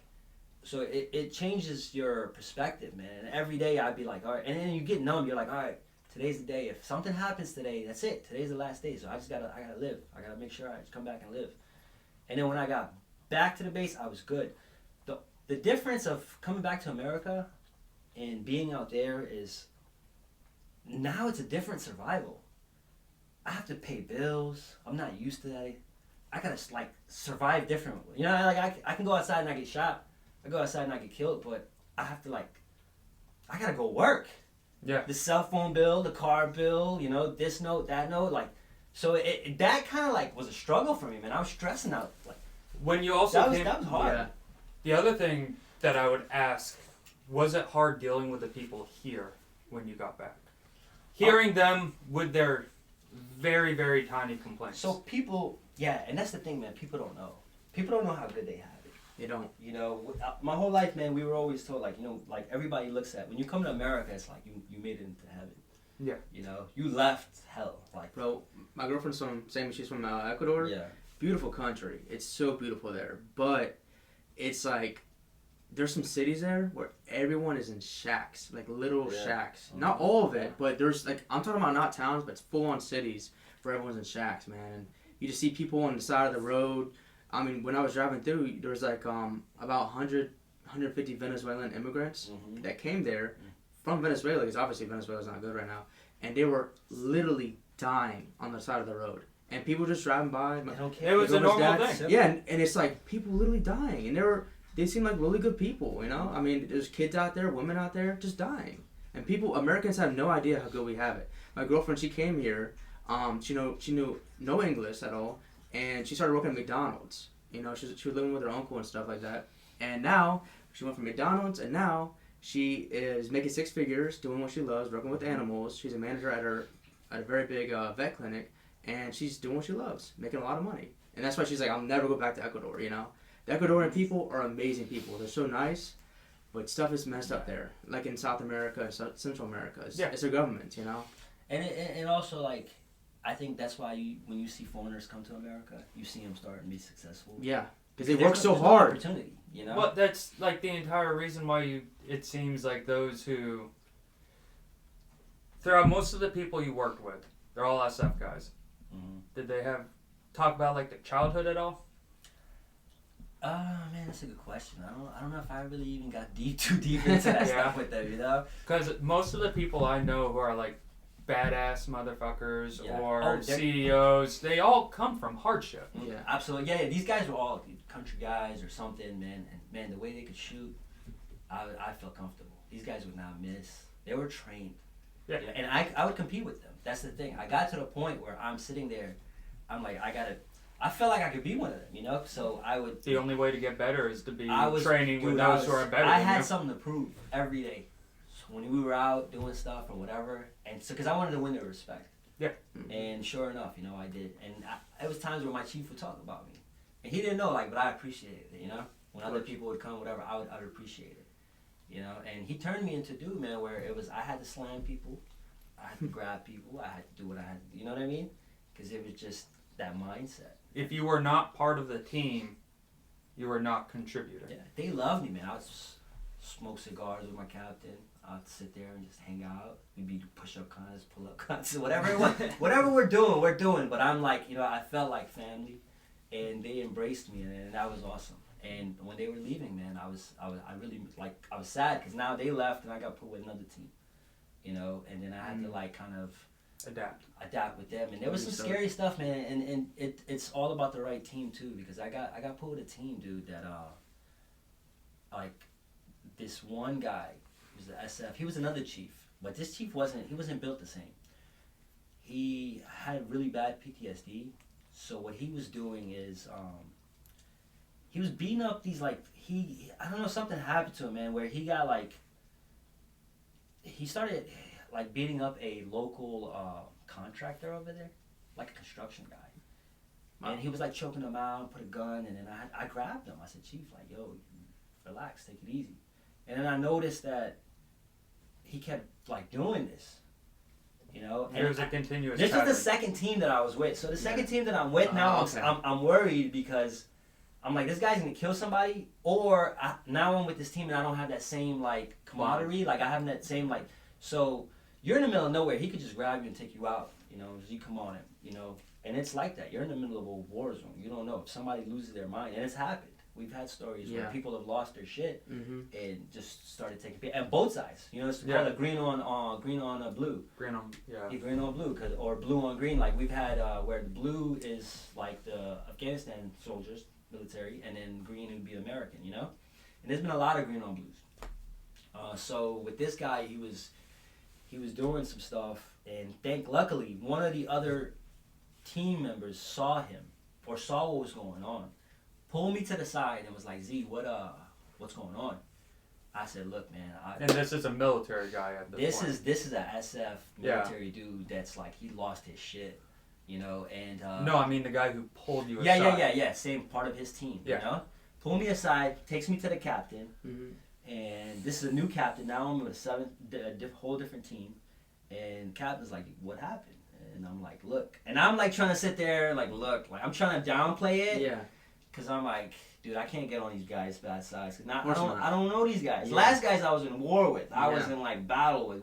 So they, you know, and I didn't see that type of like crazy stuff. Like we had to do what we had to do, but only when it's time to do what you have to do. Of course. Not when it's like, you know, just being a regular like. Construction guys, you know. Imagine your personal problems are affecting your professional Imagine life. you hire a gardener, right? And then now you go out there, and you just start whipping his ass for no reason. You're like, what the fuck? Like, yo, why are you know? So this guy, but that's, again, I was so young, PTSD, I don't know what this is. Yeah. So I told the captain. The captain's like, all right. They send him back. Now he's trying to the chief, they send him back to CAF for a couple of days to go relax. They send him back. What happens? What do they call, like, the military, like, I guess, I don't know if they were MP, but they were military lawyers. Like JAG? Big dudes came, like big guys came. Probably JAG. Yeah. They came down and they were like, all right, tell us what happened, you know? And then I told them the story and they're like, man, that's not how you win the hearts and minds, you know? So then they kind of like, all right, Z, we gotta kind of get you out of here and kind of have him get out of here too, you know? Yeah, because at that point, if he found out that anything that was in his future from that point was Yeah. due to you. Yeah. And he told me, he said, man, I think I'm losing it. You know, Sheesh. he's like, I think my PT, he's telling me this stuff. So, because he got close to me. I mean, part of my job is like, me and you get tight. So I kind of impersonate the way you act, Yeah. the way you talk. So when we put out information or whatever we want, I'm doing it in a way where if you're angry, I'm telling that person, hey, if you're happy, I'm telling a joke. And I'm also a, advisor. You know, so I'm telling them about culture. I'm telling, hey, you can't talk to these guys like that. Hey, make sure that, you know, you don't disrespect somebody's wife or somebody's sister. They take that stuff really serious, you know? Yeah, God forbid someone doesn't know a culture shock, and yeah. It's huge. Like, one of the biggest things, man, one of the things you hate when people fart, right? Yes. So one guy, one of the guys, bro, we're sitting in a at dinner table, not a table, we're on the ground, you know, and we're all having like a dinner. And sure enough, one of our guys just lets one loose. And you're like, dude, like, this is really bad. Like, this, in this culture, like, if you burp, it's part of, like, you know, it's cool. Like, oh, you're full, you enjoyed the food. What was the thing you told me about in Japan, that if they lick their fingers, what happens? No, you gotta, like, first off, you gotta eat all the food on your plate, and then you gotta slurp the soup. Yeah. To show that you're enjoying it. If you don't slurp it, it shows you don't like it. Yeah, so over here, that's, you know, kind of frowned upon, right? Like, oh, don't slurp your food or whatever. Really? So over there, it's like, if you burp and it's fine. It's nothing. You know, there's no excuse me. Everybody's like, ha, they laugh. You know, like, oh, he's good, he's full. But if you fart while you're at the table or whatever, it's very rude. So I'm just like sitting there trying to explain to these guys, like, hey man, you know, you gotta watch. I feel like that's rude anywhere though. Farting at the dinner table. Well, there's a lot of things. I mean, even verbal communication without any kind of physical contact or physical doing. There's a lot of different verbal communication. Like, there's some places, if someone were to be like, oh yeah, this and that, and they'd be like, oh, that's cool. Oh, that's cool is actually like an insult in that culture. Yeah. And a lot of people, especially if they're like born and raised here, they don't realize that. Yeah. Saying the wrong verbal cues. I definitely agree with that. Well, and that was my job, to make sure I correct it. Because you could say what's up to somebody, and literally if you translate it, it'll be like, what's up? It just means hello. You know what's funny? English is so messed up. It's you know what's so funny? Like over there, if you call somebody, like if they're scared, you call them a chicken. You know, you chicken shit. So over there they call them a coyote. Yeah. Yeah, they call them gidar. That's the word. I guess coyotes are pretty. They're like that's the same terminology. So you had to know these things. You know, you got to learn. So you just kind of giving the message. Yeah. But in the way that person can receive the message. You know. So Interesting. yeah. There's a lot of thinking behind it. I got so good, dude, where it was like I knew what he was saying before he was saying it, because I learned the person so well. I loved it. I didn't think I was gonna like the job. I ended up doing 2 years. Wow. And I traveled all. I was going to ask, yeah. Yeah, I ended up doing 2 years. I moved up, where now I was working with like sergeant majors, and I even did some missions with ALPSOF, Albanian Special Forces. Wow. We did missions with SEALs. I mean, it was a lot of cool stories, man, a lot of different things. But did you do like 1 year contracts? So as long as you want to stay there. The goal was to do a year, and I ended up staying there for 2 years, and I met so many different people, man. Border Patrol people, and I did missions with these young guys, man. These young guys were so tough. Young kids, 19, 18, 17, shot up. Like, their story is like a literally 50 Cent story, but like, you know, these guys are kids, and they don't care, and they run towards the bullets. Yeah. I've never seen people that run. So it taught me a lot about like my people, you know? Yeah. Because you're like, I would sit there and I'd be like, these guys fought in so many wars. And even my chief was like, yo, we're not here to invade. Afghanistan has never been invaded. It can't be invaded. You know? And I'd sit there and I'd be like, I saw literally why it hasn't been. They're the most stubborn people. So when I see my stubbornness sometimes, I'm That's like, where you get it from. We are stubborn people. Yeah. You know, with my family or my father or whatever, I've learned, like, you know, you can't change somebody's mind, because that's just the way they are. When Alexander the Great, Just human beings in general. Genghis Khan, stuck in our ways. Russia, you know what I'm saying? All of these people that came in and tried to, they weren't, because these guys, we're getting shot at. My whole team is behind. We're trying to hide behind like this little cup if I can. You know, when you're getting shot at and you feel bullets flying over you, you're going to hide in the most smallest area. And these guys are just standing there. I've never seen these guys. They're just standing there, Damn. and They do not care. they go after the bullets. Boom, boom, boom, boom, boom, boom, just engaging. And they're like, Z, like, hey, tell them to get out of there. One of the his name was Muhammad Ajan. We called him MJ, right? Big, strong looking, old dude, but they were just tough. And he was like, well, we're under fire. We're on a mountain right now. And he's like, Z, come here. Well, we're getting shot at. I don't want to get up. Mm-hmm. He's like, Z, I'm like, oh man. So I gotta get up. I run to him, right? I run to him, and I'm like, what? And he's like, tell them to get out of that area. So I'm like, all right, cool. Yo, Miller, I've seen rounds hit like next to my feet. I saw rounds literally pop, pop, you know? Bullets flying. And I ran to them. I said, yo, idiots, get out of here. You guys got to get behind the mountain. You know what I mean? Like, move from this area. He's telling y'all going to get shot. You're going to die. Mm-hmm. Yeah, and one of the guys, his name was like Abdullah or something, man. He was this kid, bro. If not, it wasn't for him, I think he saved our life that day. Why? Well, he had the PKM. You know, it's like Yeah. the same as a I know the PKM. Yeah. Well, you explain it it's like for them. So a PKM is like a Russian. Like what's the equivalent to the? It's like a 40 cal. Like a 40 cal or the saw. Is it the saw? Are you talking about the M240? Is the one that has like Yeah, the M240. a shit ton of M249. rounds. The M249. The long one or the short one? The long one. The one that can shoot Yeah, far. 229. Yeah. Not the 50, the 40. It's like a saw or something, Yeah. right? So it's equivalent to that. It's one of the Russian rifles. A lot of their weapons were from the Russian times, you know? Mm-hmm. So I was actually carrying it. I was just like, let me see how heavy this thing is, you know? So I'm carrying it, da, da, da. And when we started getting under fire, he's like, comes to me, he's like, Z, give me the gun. I was like, boom, here you go. I turn around, I look back, I don't see him. Abdul's gone. All right, where the heck did he go? You know? These guys were so fast, man. Like, you ever seen that movie Lone Survivor? Yeah, of course. You know how, like, they move up mountains so quick? Mm-hmm. My team would literally be like, we can't keep up with them. Don't even try. Don't even try to keep up with them. They move. They have slippers on, and they move on these mountains like it's... Train for it. It's insane how fast they move. It's like, I don't know, man, if Michael Phelps in the water type. You know what I mean? Yeah. You can't compete with these guys in because there were times, man, when MJ would be like, hey, you guys cover that area, go ahead, and these guys would be just up these mountains. Well, we're tired. Like, like we're breathing hard, you know? Yeah. So anyways, so at the time, I look back, Abdullah's like gone. He's up on the mountain, and he's engaged.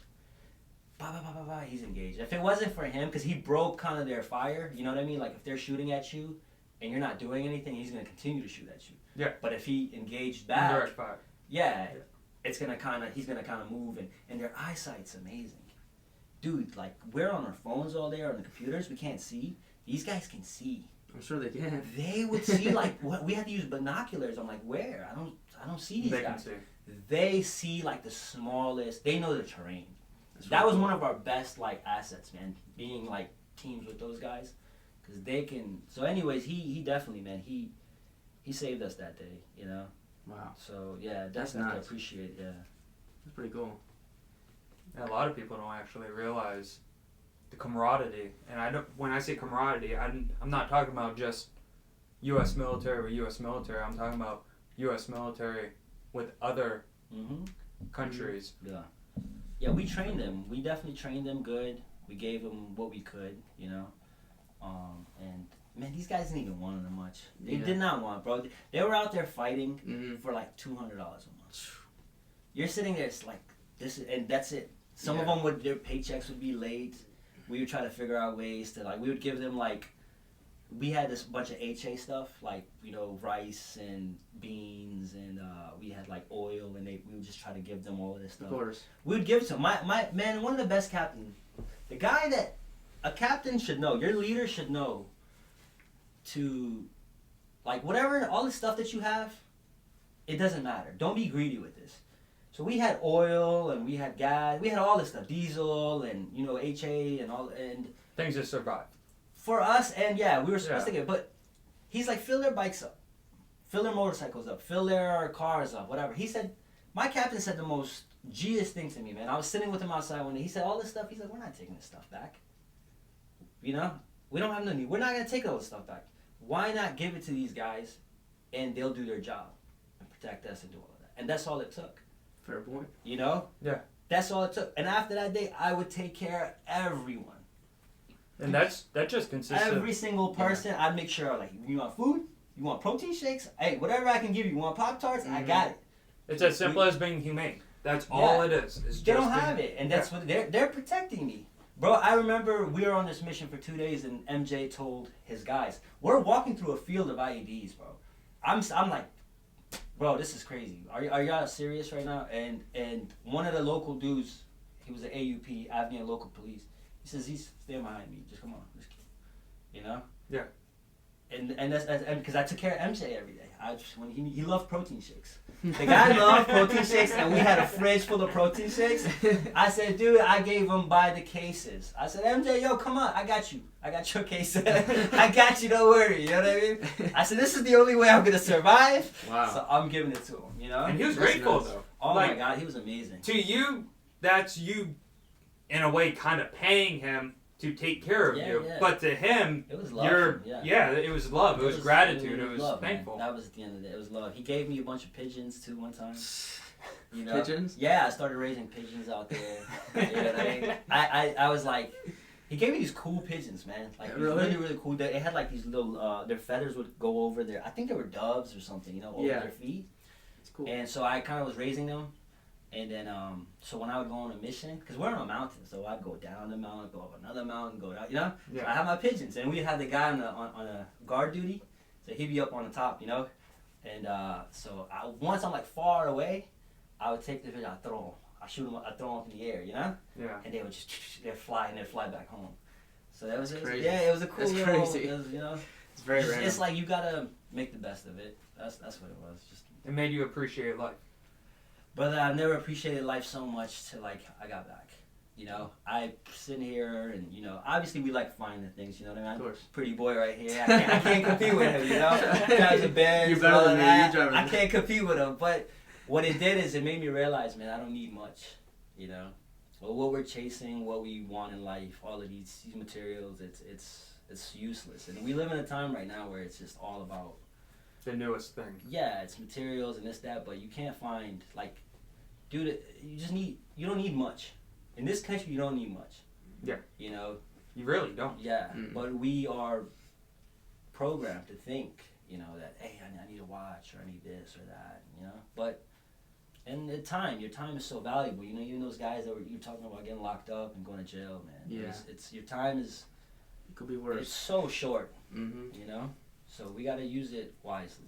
I try to talk to some people that's really not like grateful for what they have all the time, and they're always chasing like the newest thing. And I'm like, I remember my rent being $900 a month.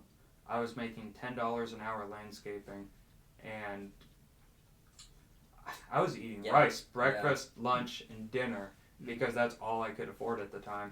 And nowadays they're like, oh, I don't have money for this and don't have money for that. And I'm like, yeah, but you're spending money on this, spending money on that. I'm like, those aren't needs. And they're like, oh, yes, they are. I'm like, Yeah. no, they're not. Mm-hmm. Right. And another thing, what you were bringing up before, when in regards of missing the military, you don't miss the circus, you miss the clowns. Yeah. Mm. You really do. And that's the biggest thing for it. That's real. It's so Yeah, I true heard though. that one. Like the camaraderie, you gain a bond that most people will never even experience here. Yeah, absolutely. That bond is so amazing too. Yeah. I still talk to all the Marines that I work with. I see you guys. You guys are always looking out for one another. This for guy sure. right here. He brought his entire clan to Yeah. freaking DC. I brought everyone I could. All his buddies. One thing, man, I've never met a person where he has a huge heart. You know? Yeah. He's Thank you. always calling if somebody's in need or somebody needs money or something. He's the guy, man. Thank you. Yeah, you don't see that much, you know. And But- I think you're woke because of the military. You know, Of course. you're I just like want to that. help people out. Like in Yeah. your culture for the Muslims, that's one of the biggest things is to help people out. Give them Yeah. food, give them water, give them stuff that Yeah, if they need it. it goes a long way, man. But I try to. The only thing is that it's kind of like backlash on me per se because a lot of friends that I grew up with hit me up all the time for money, and then now I just either just I don't respond. I hate it. It seems like you see that more often nowadays too. People asking me for crazy loans, and I gave, for example, I gave one friend a loan. He was in prison for 7 years, and he got out. He changed his life around, got married, had kids and everything, got a house, and he's like, "Hey man, can I borrow this money?" He owes me $2,000. He just stopped talking to me, and I was like, "Wow, are you kidding me right now?" And this is a guy, when he was in prison, I would literally put money on his commissary, put money on his books. I would send him money all the time. I would connect all his phone calls. I would call people for him, text him for him for 7 years straight because he had no one in his corner. I was the only person. Yeah. And then he didn't even have the decency to say, "Hey man, I'm sorry, I can't pay you back." He just didn't respond to me at all. He just ghosted you. He ghosted me. But all you had to say, "Hey man, I can't pay you back. I'm sorry. I'm trying to figure something out," or something. Just tell me something. But he just ignored me. You know. And it's not just him. It's other people that I grew up with in Delaware that I gave money to, and they just stopped talking to me because they didn't want to pay me back. And I'm sure you guys heard this before, but I pretty much paid them $100, $200 to see the true colors. And now I know, okay, this guy. Sometimes, it's worth it though. That $100 probably could have saved you. It saves you saves the me long headache. term. Yep, exactly. Now you know that person was only worth Yep. $20 or $100 or whatever it is. But I just wanna help I people think out. at some point too, man, you have to realize when as you elevate in life, you can't take everybody with you. I know. Not everybody's gonna be like-minded. Some people just want to be in their ways, and I think with you've seen, you've traveled. You're very woke for, you know what I mean, just for a white person. Regardless, I'm serious. The guy will eat. He loves my mom's food. So good. He Delicious. will. We trade lunches. We'll be at work. Why have I never had that? I got We you. traded lunches. I got you. I got you. He offered. Yeah, no, I got you, definitely. You've been gone. You've been a ghost for a while, so I know. he's around, so definitely like I'll have this food and he'll have like Latino food or something. Yeah. He'd be like, "See, there's times, dude, he wanted my food so bad that he bought me lunch." Yeah. You know. I bought him DoorDash to get his mom's He's food. like, "So I gotta his get mom this." is a pristine cook. You know, the food is that's one thing, immaculate. and that's one thing, man. I'm so blessed for that. You know. That's the only thing good about this area is the diversity. Mom is the best. You know. There's so much different kind of food out here you can eat. Ethiopian, Arab, anything out here, you know? I want to go back to what you were talking about before, though. How you were helping out everyone before. There's this thing called the Lonely Chapter. And it almost sounds like you were kind of fighting it in a way. The Lonely Chapter is like, say, you start here, I start here. Mm-hmm. And we start at the same place. Yes. But we're going different speeds. Yes. Say you're going much further than me, much faster, and I'm coming, just not the same speed. Exactly. It almost sounds as if you were refusing to accept the fact that you're going at a different pace than those who you started with. Yes. And you did everything in your power to try to pull them along with you. You wanted them to see joy. You wanted them to see what life could really be. Yes. And you know me, I brought a lot of people that I was in the Marines with to our job, and they paid up all their debt, and they changed up like their whole entire lives because they went back to their hometown making no money. And so I was trying to put everyone on my level, put them on with everything, you know? And I mean, for me, my goal in life is to help people out and make them succeed. I don't know why, but that's my goal. Oh, I get it. That's why I'm doing this. Nice. That's it's awesome. the exact same thing. That's awesome. My thing, like, going into psychology, like, I was on the lines of, like, wanting to kill myself, but because my therapist helped guide me in the right direction, that's when I was like, I'm going to school for psychology. I'm like, if I can't physically help people anymore, that's awesome. I want to mentally help them. And then You've been there. Yeah, I've been there. I've done that. Like, it's like what Zee said earlier. Like, PTSD, what's that? Like, people don't know. They don't know. And it doesn't just happen from war. No, it's life out here in changing. your environment. Anything traumatic, you know. Yeah. Anything traumatic. But you're a good dude too, man. I've seen when I worked with you, I've seen you do a lot for other people. And one thing I like about you that you're not closed-minded. You know, we've had stories, and you probably don't like remember. But I was telling you about how Muslims clean themselves. Yeah. You know? You wipe with your left hand. Wash and whatever. You wipe with your left hand. You don't wipe with your. You remember what you said to me? And this was years ago, but I remember. I remember that exact conversation. This dude said to me, he said, "You know what, Z? From now on, I'm gonna do that." Yeah. And then I was like, "That's cool," you know, because It makes sense. You have to use that logic. Life is about life. Some people are so close-minded that they won't. They're just like stuck in their ways. With you, I noticed that, you're like, I'm going to try that. That's it. And that's all it takes, man. Just saying, hey, every day I'm growing, I'm understanding, and I'm learning different cultures, And that's the way, like, that. I don't know if I even told you guys the name of this, but it's Henry's Every Angle podcast. Mm-hmm. Okay. Yes. It's for that exact point. Have openness, be able to Every help angle. people see things within a different perspective Yeah. to have growth. Mm-hmm. Mm-hmm. Life is not just one way fix all. Yeah. It's not. Mm-hmm. People don't understand That's true. everything that's going on. I agree. Yeah. A lot of people are stuck in their ways, like you were saying earlier. And it's about meeting new people, trying different things. Like, what was I telling you outside? I said, what was it? Trevor Noah. I was listening to one of his comedies, and he said, traveling is the antidote to racism. You know what I mean? Oh yeah. So when you travel, you go places, you see people. Experience their culture. Yeah. Yeah. That's it. That's why I think, look, you guys are just so much I more love different. experience. I like you know? just getting put in a different place, different area, different people, Right. and just seeing how they live, and then taking what I like from that culture and applying to my life, like you were saying with you two. Yeah. You know, You pretty were, cool. dude, when you told me about, was it Honduras, right? Ecuador. Ecuador. Yeah. When you first traveled there, Yeah. you came back a different person. Yeah. You know? Everything there, the whole entire way of life there is totally different than here. You know, not in a bad way at all. It's just a different way of life. They don't have much, but you see how happy they are? No one out there is on their phones. No one out there is driving materialistic stuff. You know, everyone out there is living in the moment. They're Like, it's- doing this. Yeah, they're literally talking with each other. They're People like, have a hard time doing this now. Yeah. yeah, they really do. I don't know why, but out there, yeah. We everyone's- used to be like that. And I think, like, when I first came here, I noticed it was but it's changed now. Cell you know, phones destroyed our society. It's social media, everything. Everybody's just, like, I was in Singapore, man, and everybody's just on a train, on your phone. Yeah, I hate that. Like, dude, like, get to know people, talk to people, you know? Or when people walk around DC and they're like jaywalking or across the street on their phone, not paying attention to anything, like they're not self-aware at all. I'm like, what the hell is going on out here? You know, Yeah. everyone's on their phone Yeah. in public. You know, It's this little bubble. yeah. If you take away a lot of that, If you walk by someone out here, say, hey, how you doing? They won't even respond to you.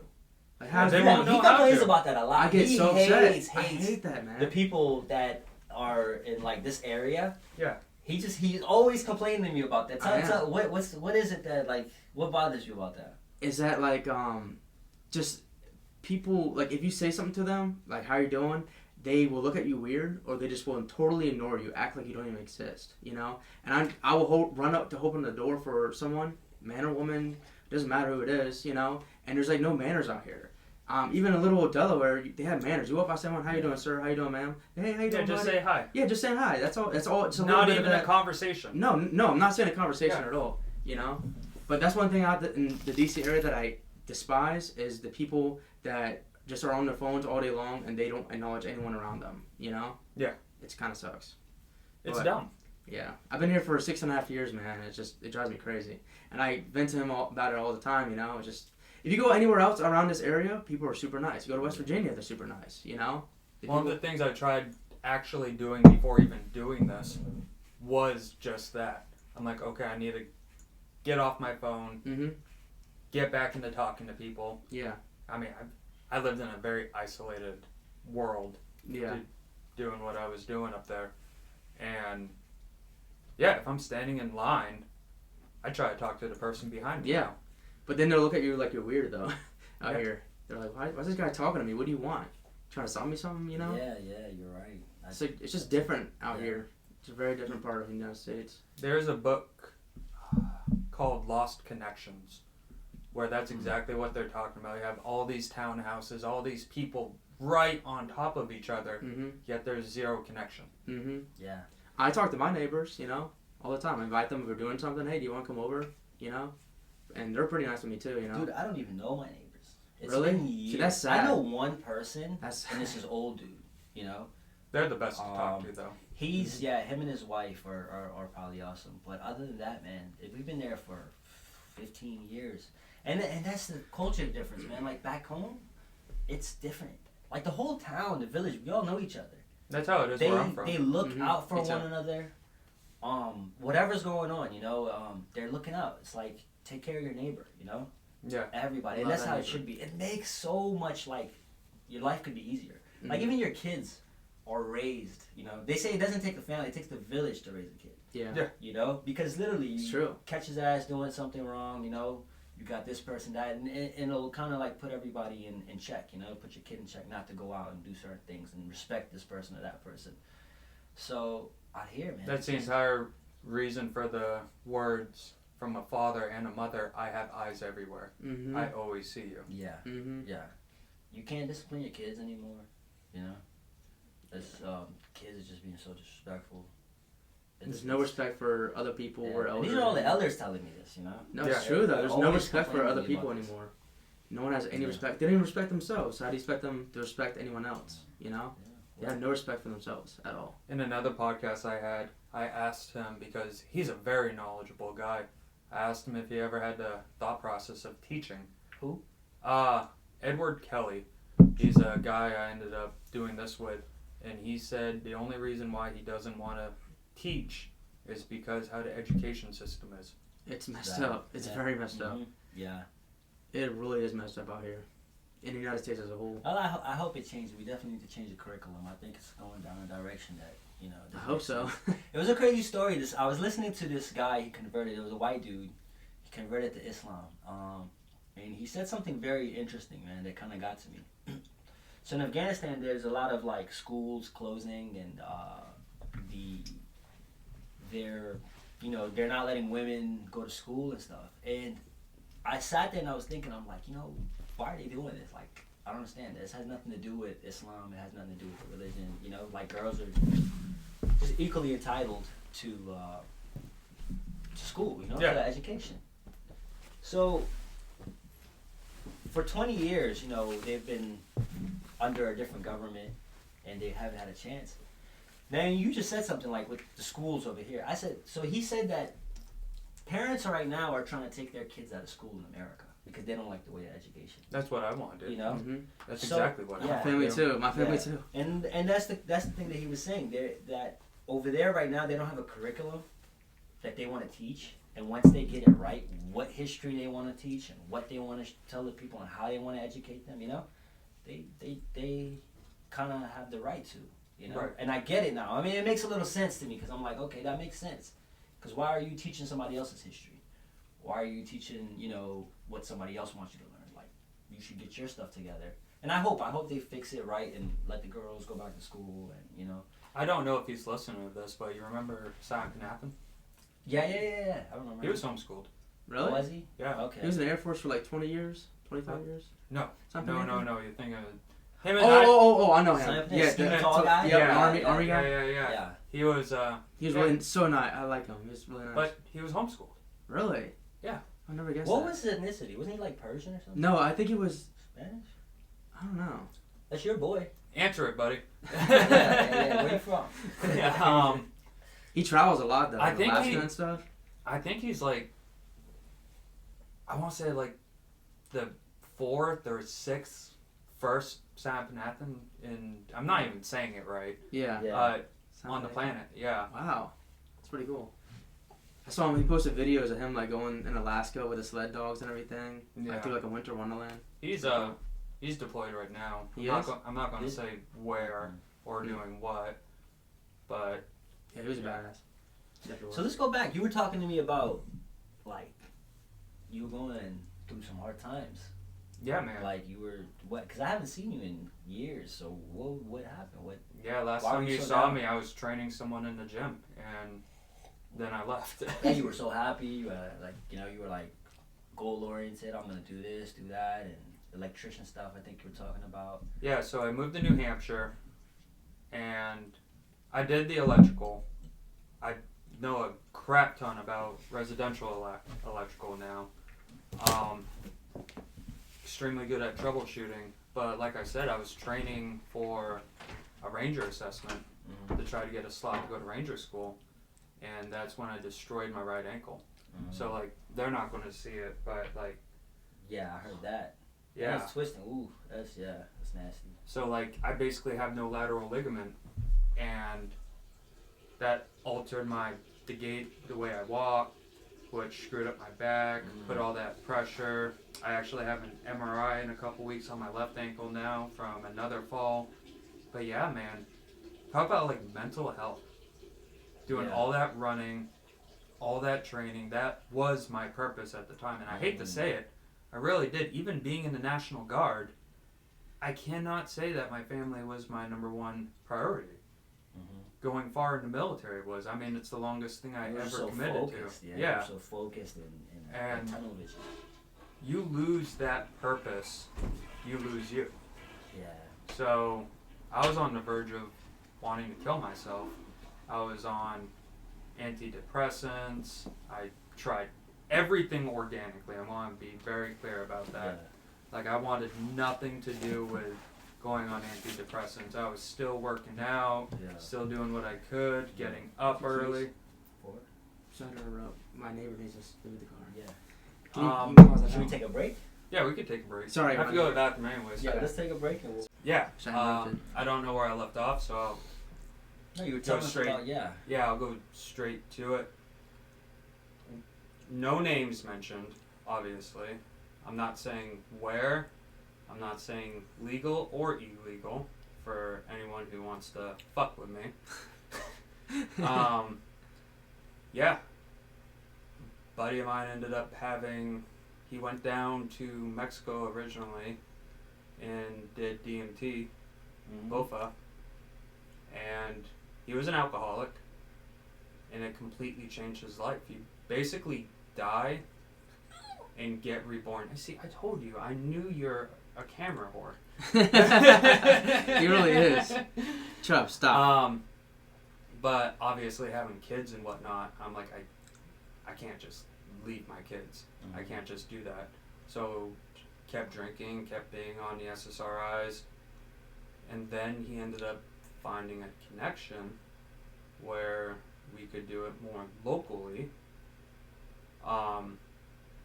Person's not a drug dealer or anything like that. Like, they have their own studio where all they do is attempt to help people, and a massive amount of the veteran community end up going through there.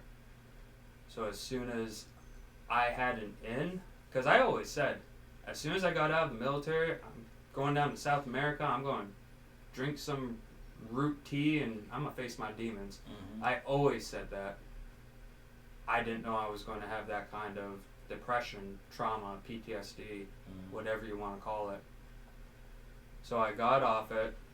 I messaged my VA provider saying, hey, I'm letting you know I'm doing this, and I'm going to start to wean myself off the SSRIs. And turned out that my provider, she was off for a week, so she never got back to me for like a week later, and you're supposed to do like 25 milligrams at a time to get off them.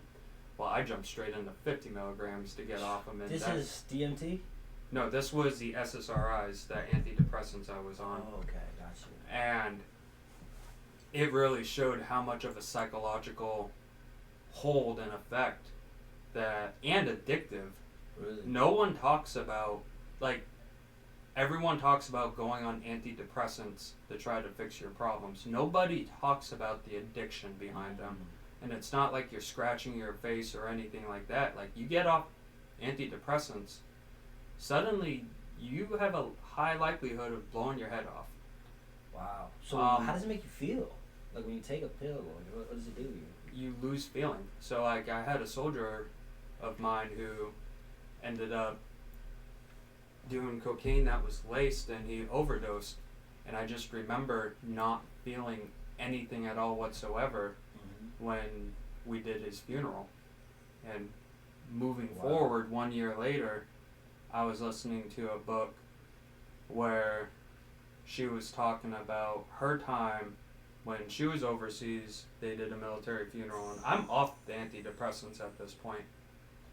I'm working on my place, trying to get it ready to have someone live in it, and I heard a story, and instantly I have flashbacks of that funeral, and I have to stop all the machines, I have to take my respirator off and everything. I'm bawling down crying. Like, it's the first time I'm actually feeling his death. and I never felt his death because of the antidepressants. And that was a big eye-opener as to why would anyone want to take these pills if you cannot actually feel the emotions of life itself. How long were you on them? I thought it was like a year, then I looked at my history and it was just under 2 years. Wow. It's a long time. Yeah. You take them every day? Oh yeah, I took them every day. I took 150 milligrams of serotonin. I mean, at the time, it was needed. Yeah. Because at the time, I probably would have committed. But now, obviously, obviously I didn't commit. Right. But I also knew enough people who went down the psychedelic trail where their entire lives changed. And I was like, I'm only a shell. I'm a shell of a body. I'm financially supporting my kids, but my kids don't have a dad right now. So when I spoke to the person, they said to me, you seem very calm, more calm than most people. Most people are nervous before doing this. And my exact answer was, I have nothing to lose. No matter how bad that state's, like, if I die, looks like my kids are getting life insurance. Right. But they didn't have a father. No matter how much I'd like to say they did, they didn't. I didn't say it yet. The psychedelic I did was Bofo DMT. It's a toad who, and I'm not recommending this before someone wants to cancel my shit. It's venom from the Bofo toad where they put it on rocks and allow the venom to crystallize. Wow, I don't even know how to... That's venom from the toad. Like Yeah. the frog, the toad. Yep. Okay, and then they do what with it? It's put on a rock and it crystallizes from the sun. Oh. And then you Smoke it. smoke it. Okay. So when I first did it, they had 3 of them out. You microdose it at first because when it's first introduced to your body, it's heavy. Right. And then the actual dose, and then a 3rd dose that's not usually touched. They gave it to me. They followed their spiritual guides and was like, he needs the 3rd one. So when you took it for the first time, where did it take you? What The was your first time- experience? You mean with the microdose? Yeah, yeah. It didn't take me anywhere. You know, when you're like in a movie, you watch a movie and you see someone who does like shrooms or something and Right. everything's like, Enhanced. well, that's exactly what it was. Mm. I'm sitting back, I'm like this, I'm drooling all over myself. And before going into this, like, I'm very spiritual, very much I follow my faith. I was like, Mama, Papa, Grandpapa, I'm putting this in your hands. Like, keep me safe. And when I came back, the person was like, are you ready?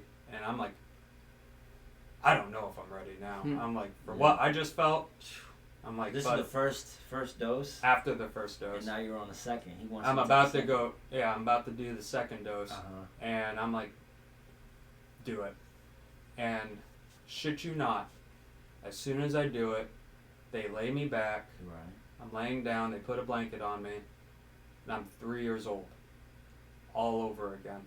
I'm back on the beach in Maine. I look behind me. I see my grandparents. Oh, I want to rewind a little bit. They asked me, what do you want to get out of this? Right. And I said, I want to face my demons, face all my trauma, face all the shit that got me here. Right. And they just said, okay. So now I'm on the beach. I look behind me. There's my grandparents. I hear the waves. I feel the sand. I see the black seaweed that's only from the northern parts of beaches. And I look up and it's my best friend. Not my best friend, my imaginary friend when I'm a kid. And in this sense, it was Jesus. And he's looking at me in the eyes and he says, Casey, it's okay to be loved. Stop fighting it. You can be loved again. It is okay. And I come out of the psychedelic trip, and I'm feeling the same love you get when you're 3 years old from your grandparents. Back, like, here. Yeah. Even to this day, when I go to church and, like, get heavy into my breathing and the right sounds, it activates a chemical that at that point is brought into your body, and I can still feel the exact same love all over again. Wow. I went 5 days without alcohol. The longer you go without alcohol before doing it, the better the experience. In my case, five days is not a long time without alcohol before doing it. So were you drinking heavy before that? Yeah. Like every day? Oh yeah. Like I could put down like a fifth a night, and 15 What were you beers was drinking? nothing. Like, just beers? Oh, and Everything? I could drink, not everything. I always hated rum with a passion. But like whiskey, tequila, a lot of beer, so much beer. And Just every night? every night. I couldn't go to sleep without it. Should we cope? Yeah, that was my unhealthy coping mechanism. And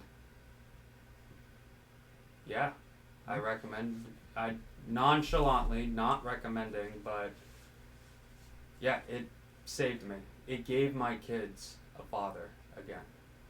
Yeah. You used to drink too, right? You were heavy into alcohol. Before I met my you girlfriend. were heavy into alcohol. Before I met my remember girlfriend, yeah. Every single weekend I was getting blacked out drunk out here. that. Dude, you would get like, I know. you would turn into a different person. I remember I seen you at a party one time. I think I passed out on his couch one night. Probably, yeah. Yeah, I was partying hard. And you quit too, right? Or you I mean, stopped, I or- slowed it down all the way. Like, I don't get blacked out anymore, you know? Mhm. And I have like 2 or 3 glasses of wine now. And Dude, it would turn you into the opposite person. I remember Yeah. now. because Like, as nice as he is, he became an asshole. I've seen him at a party. Well, he was so drunk and he's like cussing people out. I was like, whoa, like I don't like this side of you. oh, You know? It turned you into like a ghetto person. yes, I think my he roots. Yeah. He was. I think there's levels to it. I think you like would drink a little bit and you'd be like, you know, calm and whatever, and then Yeah. it just got to the point, man. I was like, wow, you know, It's addictive. It is. Fuck, it's never enough. I hate Yeah. alcohol. Because you just feel like, oh, I'm good, keep on going, and the next thing you know, I you're hate blacked out. Alcohol, I hate what it. I don't understand it. You know, I don't understand like, you have to drink it It's a crutch. and then you have to keep drinking it to stay in that same, like, Drunkenness. yeah, that same level of, you know. Yeah. I want to say high, but it's not a high. I guess it's whatever that same level State of of mind. intoxication. State of yeah, mind. state of mind. And then you have to keep it there. And everybody that I've known that drinks, man, like it just It's expensive too. yeah. And that's the thing. I'm It's glad expensive. I never got into it. And you know, one thing with us, like religion wise and all of that, and I see why it's so bad. Alcohol. Like I've read stuff, and it's like there's no good from it. It really There's is. zero good. Like It's a so- crutch. So remember how they used to have these articles and they'd be like, oh, if you drink wine every night, you know, it's Your good for heart will your be heart healthy. or Yeah. whatever. Yeah. Completely, it's a fallacy. Well, 1 glass of wine isn't bad. No, it's a fallacy. Mm. They said that what happens is when you're drinking wine at night, it actually, it'll age your brain faster. Hmm. You know? So there's zero, like, benefits from alcohol. It's all negative. And look at, like, how much they promote it here. Yeah. Everything is and alcohol. you guys are from experience. You know, I've never been down that road. You go golfing. Yeah. You Did go you fishing. never see it in like the military culture? I've seen it everywhere. I grew up here. I was Friends, everybody. Military culture. I was going to say that military culture didn't help at all. I don't know. Especially for Marines. Fights, it brings a different side out of you. It's like, whether if it's a birthday, you're drinking. Whether you're sad, you're drinking. Whether you graduate, you're drinking. Like, it's all around, but it's like, look how many people it kills. A lot. Look how many Yeah. accidents it causes. A lot. You know? When I first Depression. started college, I never worked on a final without alcohol. Wow. But everything around America is like golfing, fishing, everything. Everything you do. Everything. You go to the beach, you drink. Commercials you watch, yeah. Go to it's- the it's- restaurant, yeah. you drink. Everything is Yeah. alcohol. And it's hard to stay away from it. It Like, is. it gets dull for me, bro. Like life will get dull, like where I'm going out, and everybody's drinking and I'm not, and then they look at me weird, you know? Well, I've had like I did this, and then I moved here, and I've gone to the bar without drinking. Same thing with friends twice. Mm-hmm. It's not enjoyable. No. Yeah. Because they're acting like idiots, acting like That's why you need a hooligans. Muslim friend. Everybody needs a Muslim friend. I've always been DD, bro. You never gotta worry. Every time I feel bad, and then like all my like white friends or whatever, they're like, "Yo, bro, thank you, man. We appreciate you." I've even had a buddy puke on my car, man, and the next day he's apologizing to me and all that. I'm just like, I hate it. There. But I think I can still have a good time. You know what I do? This is my go-to. Mm-hmm. Like I will have a cup in my hand and it'll either have like water or orange juice or something. Yeah. So I'll pretend, so that way people don't bother you me. look weird, yeah. If people don't bother me when I'm, so I'm chilling. I got my little, drink. Yeah. So and my boys know I don't drink. So but I'll have enough. Like I'll be partying enough to where they're like, Z, are you drinking? They'll smell like drink. Like how are you having so much fun? Yeah. And you don't have no alcohol, Like But when that's we went what to the country concert. I don't know how to do that yet, though. I mean, I at least like go to just a bar, Right. Like 11 o'clock comes around and everyone's starting to be stupid. Mm-hmm.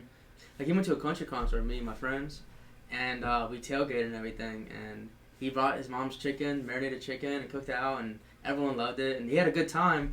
Because obviously country music isn't his thing. It's not even my thing either, but it's still good. Oh, they party. Oh, they party hard. Yeah. And we're all getting drunk, and he's just sitting there, Chef Z. Chilling, yeah. It was a good time though, wasn't it? I'm not gonna lie, man, but I love country concerts. Yeah, there's such good I never vibe. everybody. You know who put me onto a country concert? Remember Baker? Yeah. Baker. Yeah, of course, Baker, right? of course. Baker was like, dude, you have to go. It's the best time. And I'm like, whatever. I don't know, And he gave me his ticket. And Who'd you see? I went with Bell. I went with those guys. I don't even know the guys, the artists like that. Yeah. But I love the event. I love everybody's just so kind. Did you I go went to a couple Jiffy rock. Lube? Yeah, exactly. Yeah. I've been to rap concerts and all these other Me stuff. too. Dude, it's all like everybody wants to fight. Yeah, everyone's pushing Everybody's each other. like beefing. Like I was Yeah. I was in the car. I was leaving, and you got like just people trying to start stuff. I'm like, man, I don't like this type of scene. No, country concerts are literally nothing but a big party. It's fun.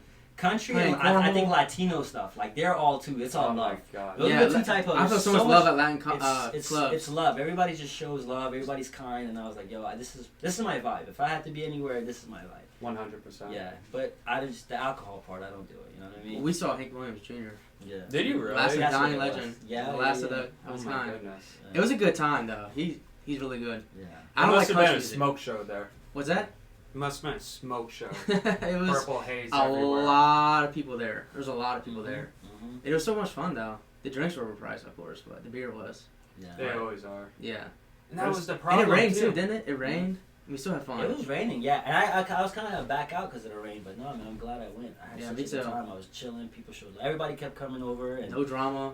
his I think it was your girl or your girl's friend, man. They were cool because like people kept coming wanting to try the chicken. Oh, Jules. Oh, really? And Jules. I'm like, I can't say no to people, but whoever he was with, they were cool. They were like, hey, just no, this. Because these people were trying to finesse us and trying to talk to my girlfriend and her mom and say, "Oh, I love your hair, so beautiful. Oh, hey, can I get some chicken?" Yeah. And my girlfriend's friend Jules saw it and she's like, "Get the fuck away from here! Get out of here right now! We're not serving everyone in this parking lot." And then they all scattered around like cockroaches. Everybody crushed it though, man. I wanted to leave. I wanted to make sure, when we come here with us, I don't want to take anything back home. So they crushed it, and it was a good time, man.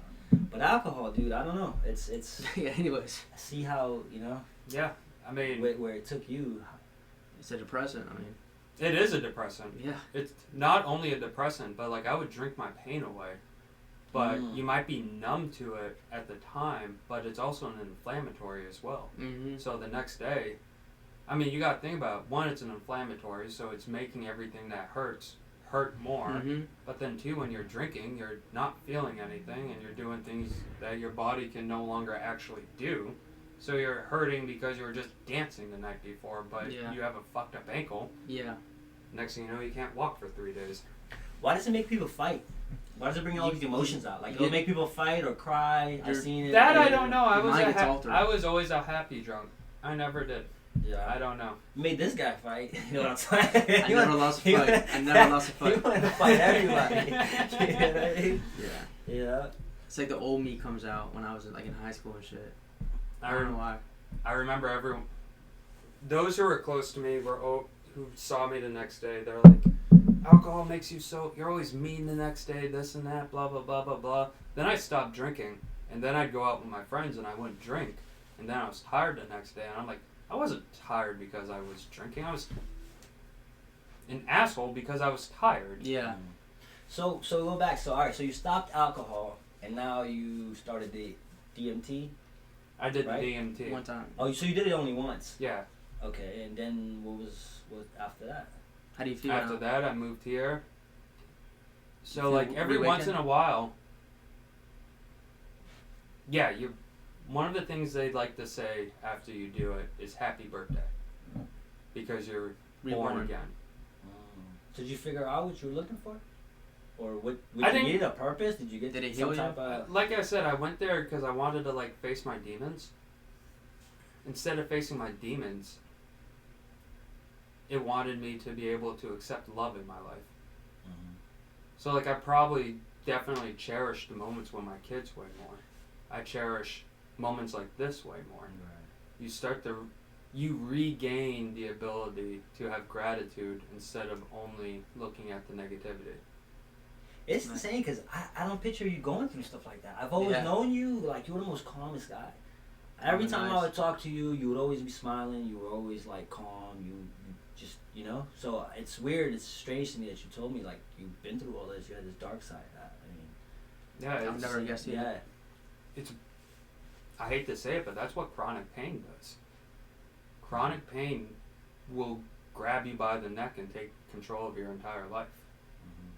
And you don't know it until you know it. Like you think you do, or you think you could grasp the idea until you can't get out of bed just to go to the bathroom in the middle of the night. Or, yeah, like even this morning, you sleep wrong and you go to take a step and you realize, oh, I can't put any weight on that foot right now. That's horrible. It is I horrible. could not imagine that. But I don't, I'm not saying I'm perfect. Yeah. We're still human. Right. But I try to not allow it to take over my entire life. And I especially, one of the things I put out on the internet was to not pass your negativity down to your offsprings. Don't pass your trauma down. And I can't tell you how many times I probably did that before doing it. I look at my kids in the eyes and think, you forgive me for the shitty father you had? It's a real deal. Right. You're like, You can't take it back. You already did it. But you can do everything in your power to redeem yourself and just don't show those colors again. Right. And you're in a better place now? Yeah.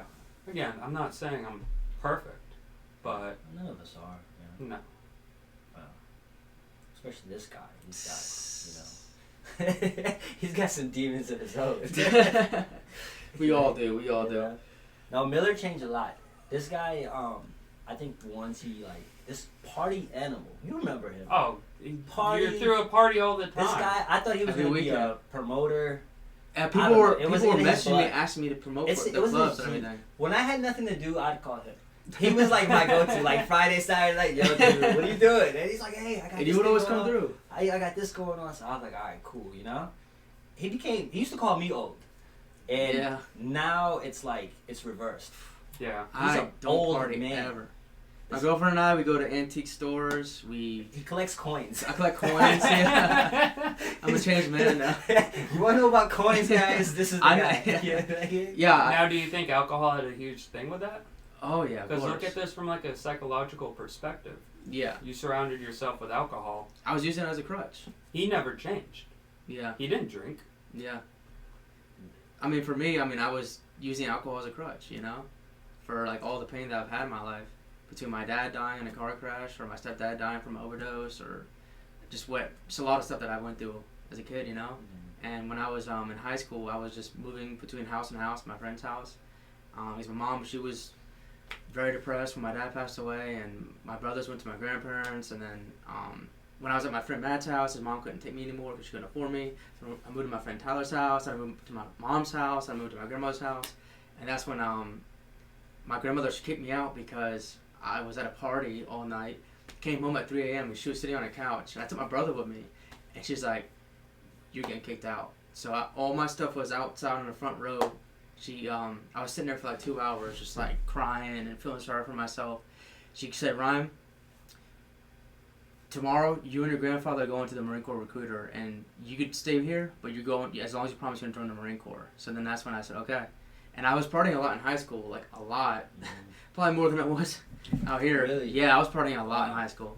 I didn't care about anything. I had good grades still, you know, somehow. Yeah. But anyway, so long story short, once I joined the Marines, I stopped partying. But then once I got into the fleet, and then I just went back to drinking, because that's what all Marines do every single day. I was going to say Every single day we drink, active duty. Every see- single Tuesday night. And then it's like we did, in Japan, we did 24-hour shifts.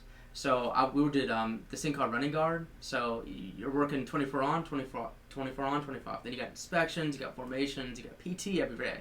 Every single day. So you get like no sleep at all. You're drinking like 4 monsters a day. And you're just like super depressed. So you really lean towards alcohol. And that's why alcohol is the devil. Because you just turn to it to make, it's like they call it a time machine, you know? It fixes everything. Yeah, it does Or every at least time. you For the think it moment, does. yeah. And you're feeling good when you're out there in Japan partying and stuff like that with your buddies, and then you realize you're waking up every day hungover and you're feeling like You're crap. poisoning your body. Yeah, and then I went to the hospital when I was in Marines for alcohol poisoning, because we tried to do the 30 rack challenge. You drink 30 beers. I drank like 20, and I could not stop throwing up for like 3 days straight. So I went to the emergency room in Japan, and that's when I realized, all right, I need to calm down.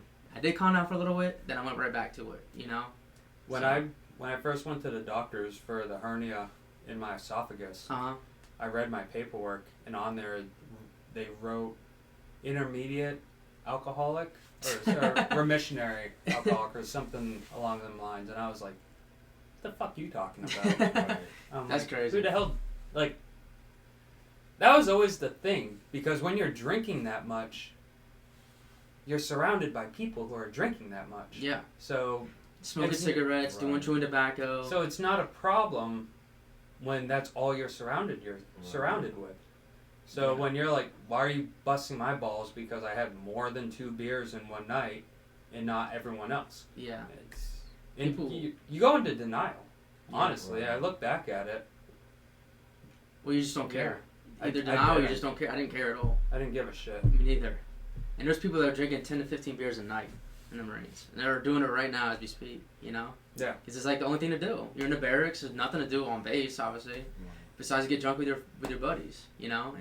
And the thing is with the Marine Corps is they make it so you have, like, I don't know how to explain it to you, but whoever gets the most drunk kind of like wins. So you're like literally chugging beers. We had like a 3-story beer bong we were doing, and then they would pour whiskey in with the beer. It was disgusting.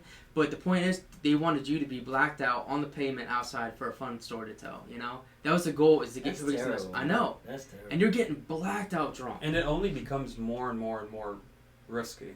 Mm-hmm. I mean, the longer you're in, I'm taking it in the perspective of, like, again, 11 years for me.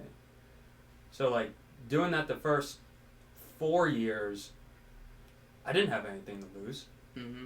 And then, like, year 5, I got my 5.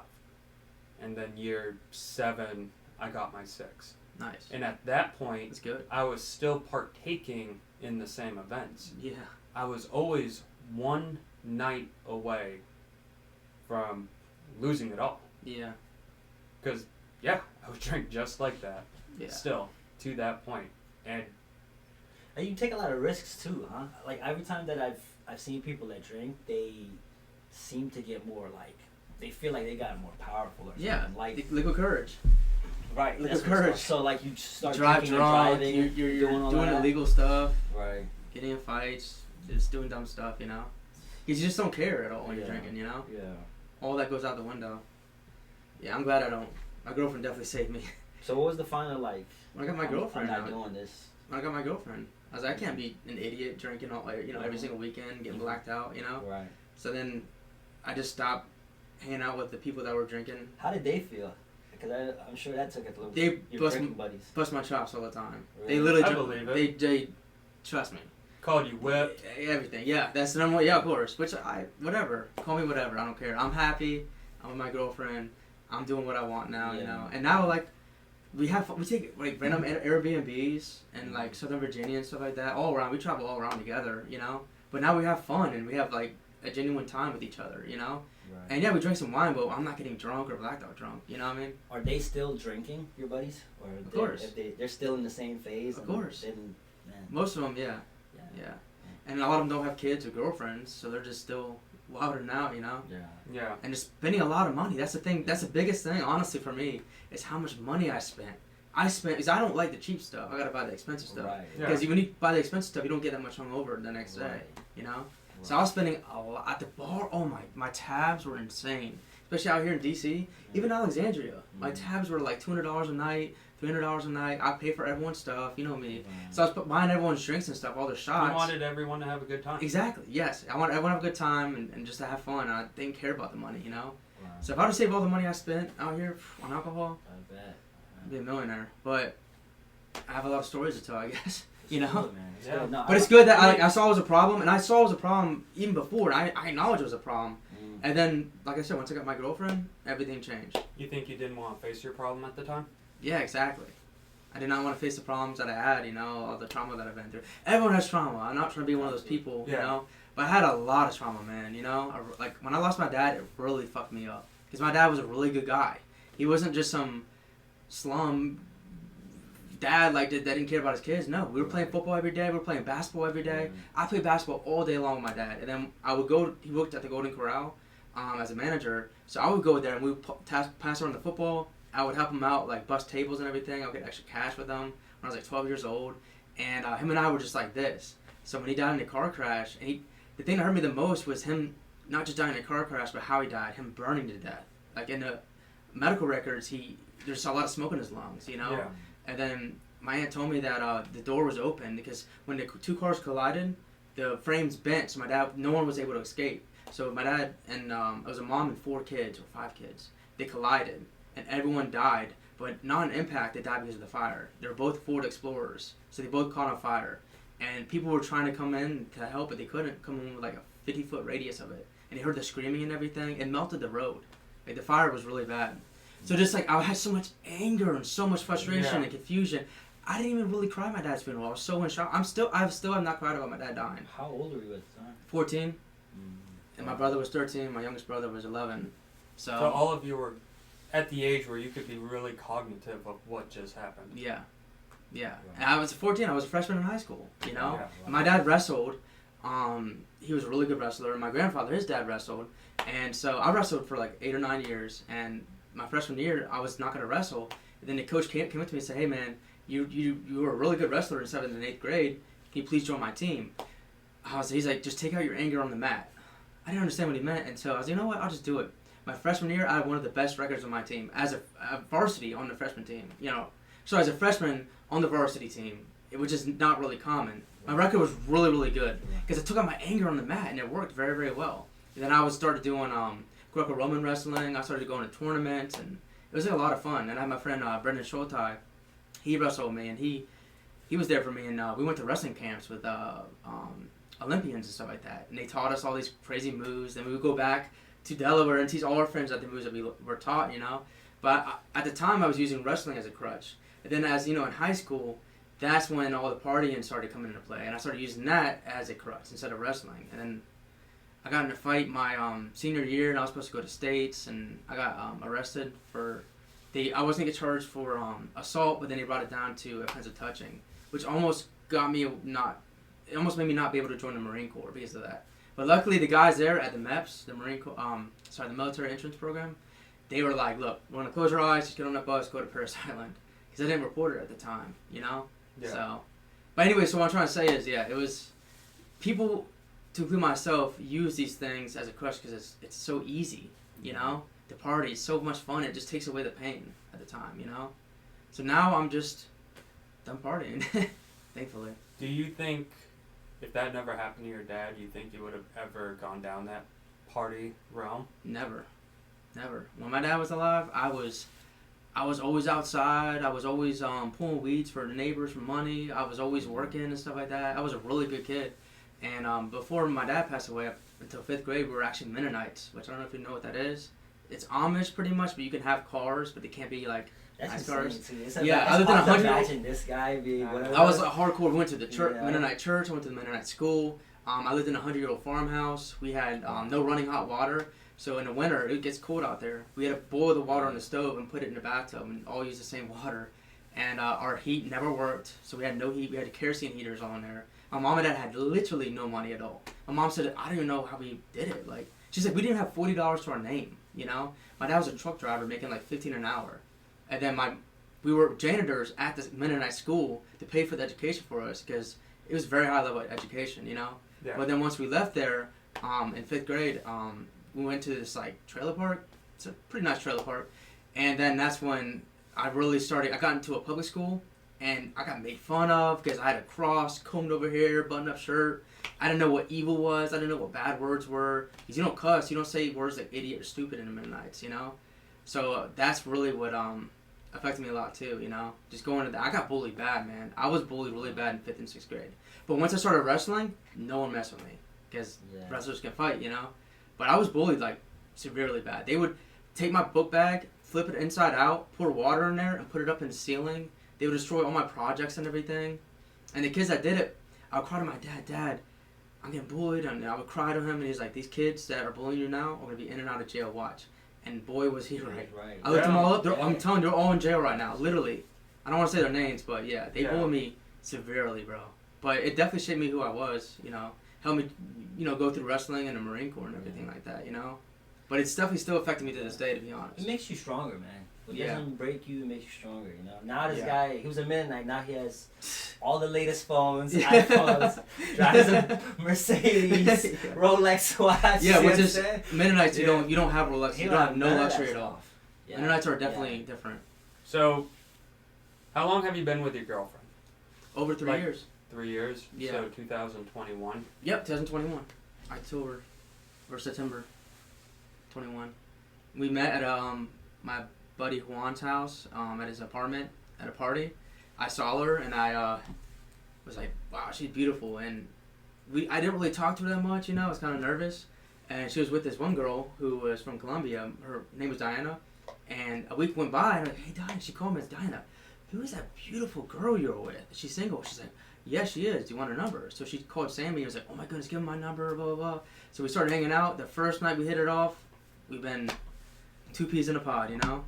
I'm glad you met her. I'm glad because before that he was a huge player, man. He was, you know, out there. But he changed a lot. I never, so you know, with, like good friends, real friends are gonna want you to like. So the long want to see you do it, you know. And I'm glad because I seen when he stopped drinking, doing those stuff, I started noticing that more. Before her, the longest relationship I was in was like 2 months. But he was always loyal.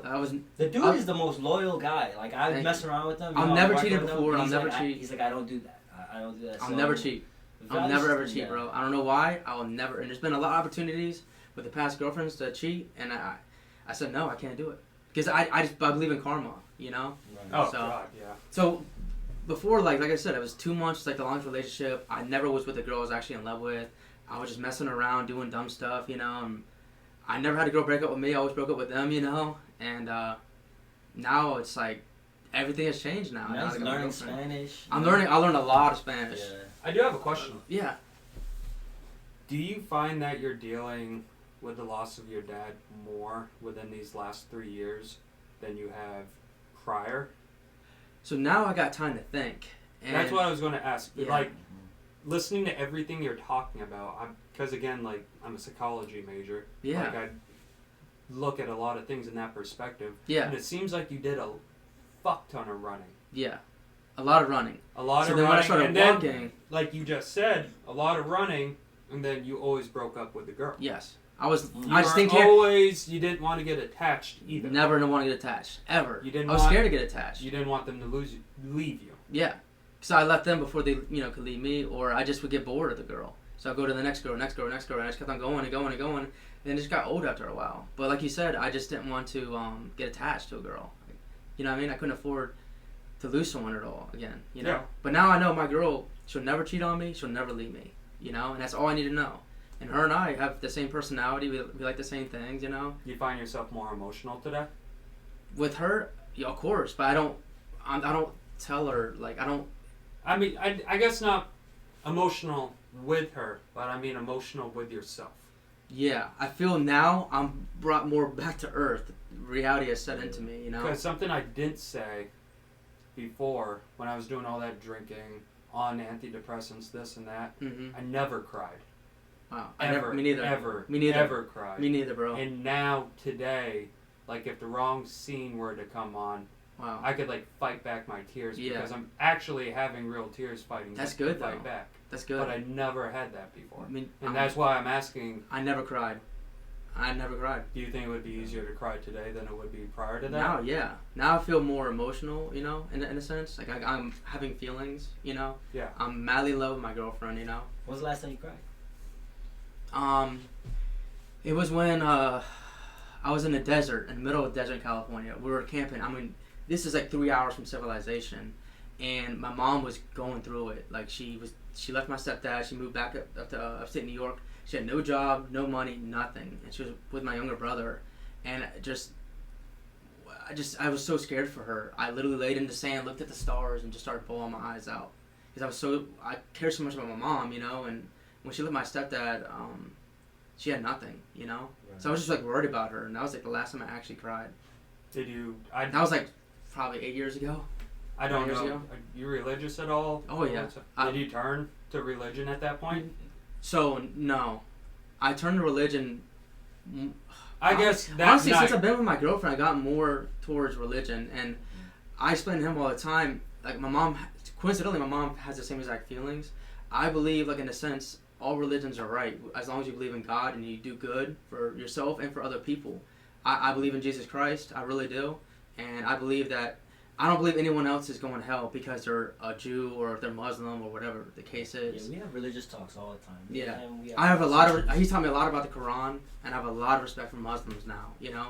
Now that I work got these talks when I was there. It's a lot of stuff in the Quran that you don't... Literally. Like, month is mentioned 12 times in the Quran, day is mentioned 365 times, man is mentioned 23, woman is mentioned 23 chromosomes each, you know? 46 total chromosomes. There's a lot of stuff in the Quran that's really cool, and a lot of stuff that he taught me, and all the other Muslims that are at our job, they taught me a lot of stuff, which I did not know about, you know? When I was growing up, I just thought, to be honest, I thought Muslim terrorist. That's literally, I'll be honest with you, that's what I thought. And then it's like, when you actually work with them and you listen to them and see how they treat me. What year did you graduate high school? 2012. So yeah, 2013. Nice. Yeah, around that time, media never had anything good to say about No, it. because you're thinking Twin Towers, you're thinking, Right. but then it really is a religion of peace. It's just the extremists of Muslims that are doing the bad terrorists. Just like there's extreme Christians or extreme... Always bad. Oh, yeah. Always bad. It's a small little Everything. portion that... But they blame it on the whole, Yeah. you know. But I'm going to tell you, this guy is amazing, and he's not going to hurt anyone or do anything like that, you know? It's not... Right. People think it's a misconception is that Muslims have to kill people that are not... I've heard people say that, you know? That they have to kill people that are non-Muslims. That's not true at all. No. That's not true whatsoever, you know? And in fact, Muslims learn other religions. They go to school for it. Like our friend Suleiman, he's like, yeah, I know everything about your Bible. I read it from the front to the end and from the end to the front, you know? Like, pretty much saying, like, the Muslims are taught to learn other religions and then base your belief on what you learn from all the religions, besides ones that have idols, you know? I think that's pretty cool, you know? So, I mean, for me, though, I definitely am. I would consider myself definitely Christian. I definitely believe in Jesus Christ. He believes in Jesus Christ just in a different, that Jesus Christ is a prophet, you know? Like Moses or something like that, you know? So I think that's something pretty cool. Jesus Christ is the most quoted prophet in the Quran, you know? Mm-hmm. We're just we love two Jesus. different, yeah. We love Jesus, you know? But people don't know that at all. Jesus, all of that. People don't know that. One of the things that they say within the book of John, I'm going to butcher it, so, like, yes, I'm saying this wrong, that's wrong, that's wrong. Yeah. But one of the things he talks about is the fact that there's only one shepherd, and you're always going to get misguided by, oh, this one can do this for you, this one could do that for you. Mm-hmm. But one of the things he's not making excuses to go do anything else. Yeah. But at the very end, this is the pasture you need to go down. Mm-hmm. Again, butcher the crap out of it. No, I see what you're saying though, for sure. But I feel like definitely since I've been with my girlfriend, now that I'm walking and not running, living the fast life, I'm able to calm down. I'm able to like think, and I really do believe in God, and I've been doing everything good legally. I've been very, very good. You know. Yeah. I'm no longer doing anything illegal. I'm no longer doing bad things, and I'm trying to help people out the most I can. You know, which is definitely a good thing. You know? It's a great thing. Again, like that's the entire reason of doing this. I don't want to just help one person at a time. I want to help everyone. Yeah. And something that might be controversial is that I joined the Freemasons because my great grandfather was one, and when I was in California, he was an E5 in the Navy. He had a Mason ring on. I asked him about it. I think you remember telling me about this, but go on. Yeah, so once I joined the Masons in San Diego, or in Chula Vista, that really helped out big time because they teach you. A lot of people think you're sacrificing a lamb or you're worshiping the devil. It's not true at all. I used to get crap all the time. There's nothing to deal with religion. People think it is, but it's nothing to do with religion at all with the Masons. They just teach you to walk right, to like do good. Because like for example, if you're going from A to B, if you're driving drunk, if you have suspended license, if you have marijuana in the car, what have you, if you get pulled over, you're gonna get screwed over. But if you're going from A to B, no drugs, not driving intoxicated, all your stuff's up to date, nothing will happen 99% of the time, you know? Yeah. So they teach you just do good. And they make good men better, as they say, you know? Just do good, and again, I'm not that educated in it, but to bring religion into it. Yeah. Don't ask for more than you need. Mm-hmm. I don't know if that's anything. Yeah, I mean, pretty much. I mean, they teach you to divide your hours up. Definitely. 8 hours working, 8 hours sleeping, 8 hours to yourself, you know? They teach you a lot of stuff, a lot of good stuff, you know? Stuff that is not taught in schools or by your parents. Stuff that you don't really think about. It's so simple. Right. And the thing is I could say this, is that the stuff that they teach you, it's not just words. I could just tell you, and it's not really going to hit your soul or your mind. They do it in kind of like a ritual. As weird as it sounds. Just lead by example. You're kind of like doing a play, and they're teaching you through a play, in a sense. You know, that's all I could say, you know? But they're teaching you the fundamentals of being a good human being and these quote-unquote rituals. But you hear ritual, you're thinking, oh my goodness, what is that? It's just like a play. Think of sacrifice. No. It's just like a play, you know? That's all I can say about that, you know? Yeah. But that definitely helped me out big time. I joined the Masons when I was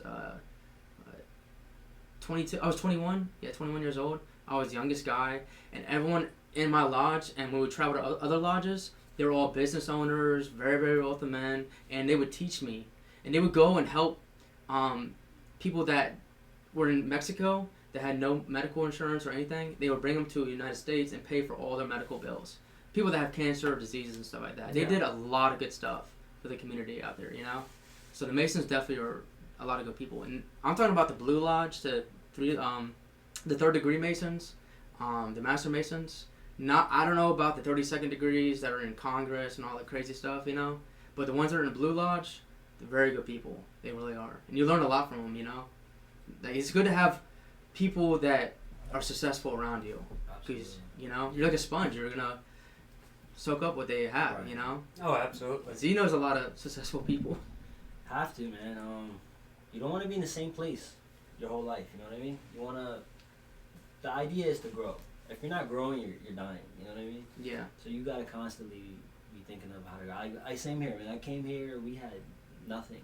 I'm telling you, like, literally nothing. And bullied. I was bullied. I didn't know about styles and clothes. I used to wear like flip-flops to school. The kids used to make fun of me. I had socks with flip-flops. They'd make fun of me. So I still do. And then I had no socks with flip-flops, and they still make fun of me. So I was like, oh man, I can't win, you know. And I think that sucked. And then not speaking English and all that. People were really mean, man. But it was sports that kind of like, you know. What'd you do? I played. I ran track, basketball, football. Nice. I did it all, yeah.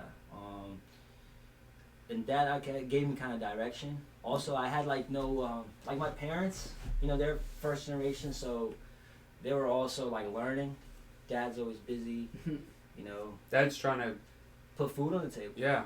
You know, so he didn't know much till today. He still doesn't. I'm, you know, helping him out. Like, I think with us, it's different because you know it's supposed to, in an ideal situation, it's supposed to trickle down, right? Father is supposed to take care of the son, Mm-hmm. woman, next generation. For us, it was like, hey, we got to get successful, help them. You know, once we can get them right, then we can help ourselves and move. You know, so Yeah, it's like because moving backwards. You know, in a way. And a different way of stating it, if someone doesn't understand that, is their job was to move to America Yeah. and keep you alive. Yeah. It's very hard to start from nothing. A lot of people Yeah. don't really, they think they know, but again, they don't know. Yeah. So they just, Starting from scratch. they start from scratch. They're Literally. barely holding on. Mhm. And now that you're born, raised, and out in the world, they gave you the opportunity, and now that Yeah. you want to give it back to them. Absolutely. We were from a war-torn country, man. Like, so my dad was actually like pretty educated. Mom was pretty educated. But then when you come to this country, you don't speak English and everything. Now it's difficult, and you got to start from the bottom. My dad got a scholarship to become an engineer, so I think we would have Wow. been very successful if we were back home. But Russia happened. Russia Yeah. went to war with Afghanistan, and you know, it's still, we're very lucky because I think we won a lottery to come to, you know, to here. Like, it doesn't happen. So that was always the thing in my mind, like, hey man, you got a chance that nobody else got, you know, so don't blow this. Let me ask this: do you know how long it took for that process To what? to get accepted to come here? I was so little, so Yeah. I was 5 years old. I don't know exactly how. I know I grew up without my dad for a couple of years because he came here, and then from there, I think it was my uncle that came first, then my father came, and then I think like I grew up 5 years without him, so those first 5 years are like very important. I didn't know who he was, you know. That's one. I asked that because, like, of course, we know everything that's going on with the border and everything, and Yeah. everything's extreme, and I hate extreme. But I want to put into perspective, like the last podcast I did, the last one, he told me how I said he came here at the age of 16. Mm-hmm. The process started when he was 1, is what he told me, and it Wow. took his mom Yeah, it took 15 him. years to Yeah. legally Yeah. get here, Yeah, and I think a lot of people don't really recognize that. I do for sure. Yeah, it's definitely not easy. But man, I'm glad my dad did. Man, I think he was one of the smarter ones, the lucky ones, you know, that we got out. Cause I went back when I saw those kids, man, they'd be fighting over a little food, and I was like, this could have been my life. That probably destroyed you a You little know, bit. I just seeing it was like, man, it made me appreciate it. When I go back and you see, man, people living in mud houses and no electricity, it's literally going back in a time machine, man. Like, we went to certain villages, dude. There's nothing. Yeah. Like, the only light you're getting is daylight, and you know what I mean. And then if it's dark, once it's Pitch nighttime, black. it's there. That's it. Like, kind of like what you said in the Yeah. Mennonites, you know. Yeah. Like, there's none of. Well, you can have electric, but you just don't have anything. Right, you guys chose, but over there it's like Yeah, there's no yeah, option. yeah, you yeah, know, yeah, this sure, that's yeah. just life. You Yeah, know, it's yeah. like going back in time. So, Yeah. but coming here, I felt like, man, I just had, I had to make it. I had to become something, and till today, man, I work my ass off. I'm working. I got 2 jobs. I got a business I'm running. I mean, I'm constantly just, you know, and I want to learn, and I just want to make it. Like, I feel like I came with nothing, so I gotta leave with something. Yeah. You know, and I have younger ones that, you know, look up to me. I kind of lead the household. You know what I mean? Like, where parents, they respect me. They do as I say, or I ask them, whatever. They do it. You know what I mean? So I've gotten to that point. Now the younger ones, like my sister, man, I'm grateful. She's becoming a doctor. You know, my That's little awesome. brother, yeah, he's, you know, he listens a lot. He try to guide him and explain to him, and I met his family all Yeah. pretty much. Super nice people. I mean, like, so nice. His brother's so awesome and fun. His parents, his cousin who owns a dealership is really nice.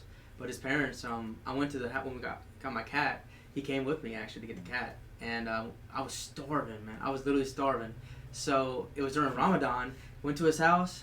I felt so bad, but his mom cooked me a nice, well cooked Mom-ass meal. huh? Oh, it was so good. And I felt bad because like they're doing Ramadan and she's cooking me a meal, you know. And she's so with a smile on her face, like, you know. I just felt so much love from his family. She was grateful that you were even there. Yeah, I felt so much that's like our love, thing, man. so much love from his dad and his That's our mom. thing. They were talking to me, and it's just like so neat, you know. It really is. It's not really common out here for people to be that nice. No, not at all. Again, like I struggled trying to get someone to talk to me in a line. That's crazy. That's literally crazy. And that's what I'm grateful for. At least we kept the culture, you know. Yes. The culture is it's a hard thing, man. So we kept it, and we didn't change, you know. We still kept those qualities. I got the American culture, but I also got the back home, and that back home you need that type of culture, you know. Yeah. Where a handshake still means something. Mhm. Where your word and all of that means something. Where in today's world, people could say something and then completely do, you know, the opposite. I remember Rom telling me.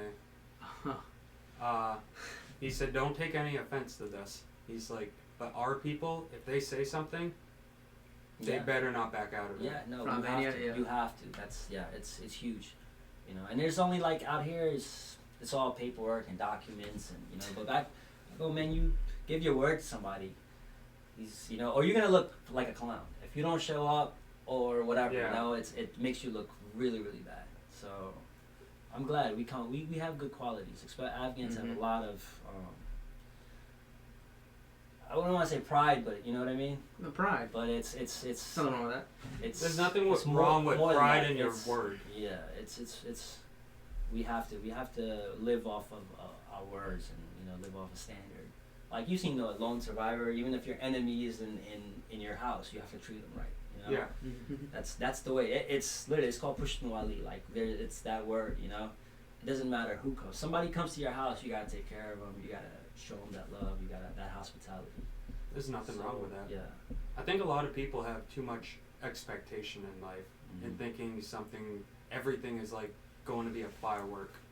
I remember the last time I went to church, and man, I think so many people could have heard it, should hear it, but he's talking about how, like back then, if you're a shepherd or a merchant or anything like that, you're like the lowest of the lowest of the lowest. Mhm. And an angel came in the sky in the middle of the night and said that Jesus is born. He's in what's the name where Bethlehem? where he's born in. A major. Yeah, said he was born. He's laying in a manger. He's in a feeder.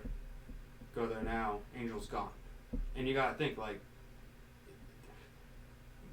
he's very realistic bringing things in today.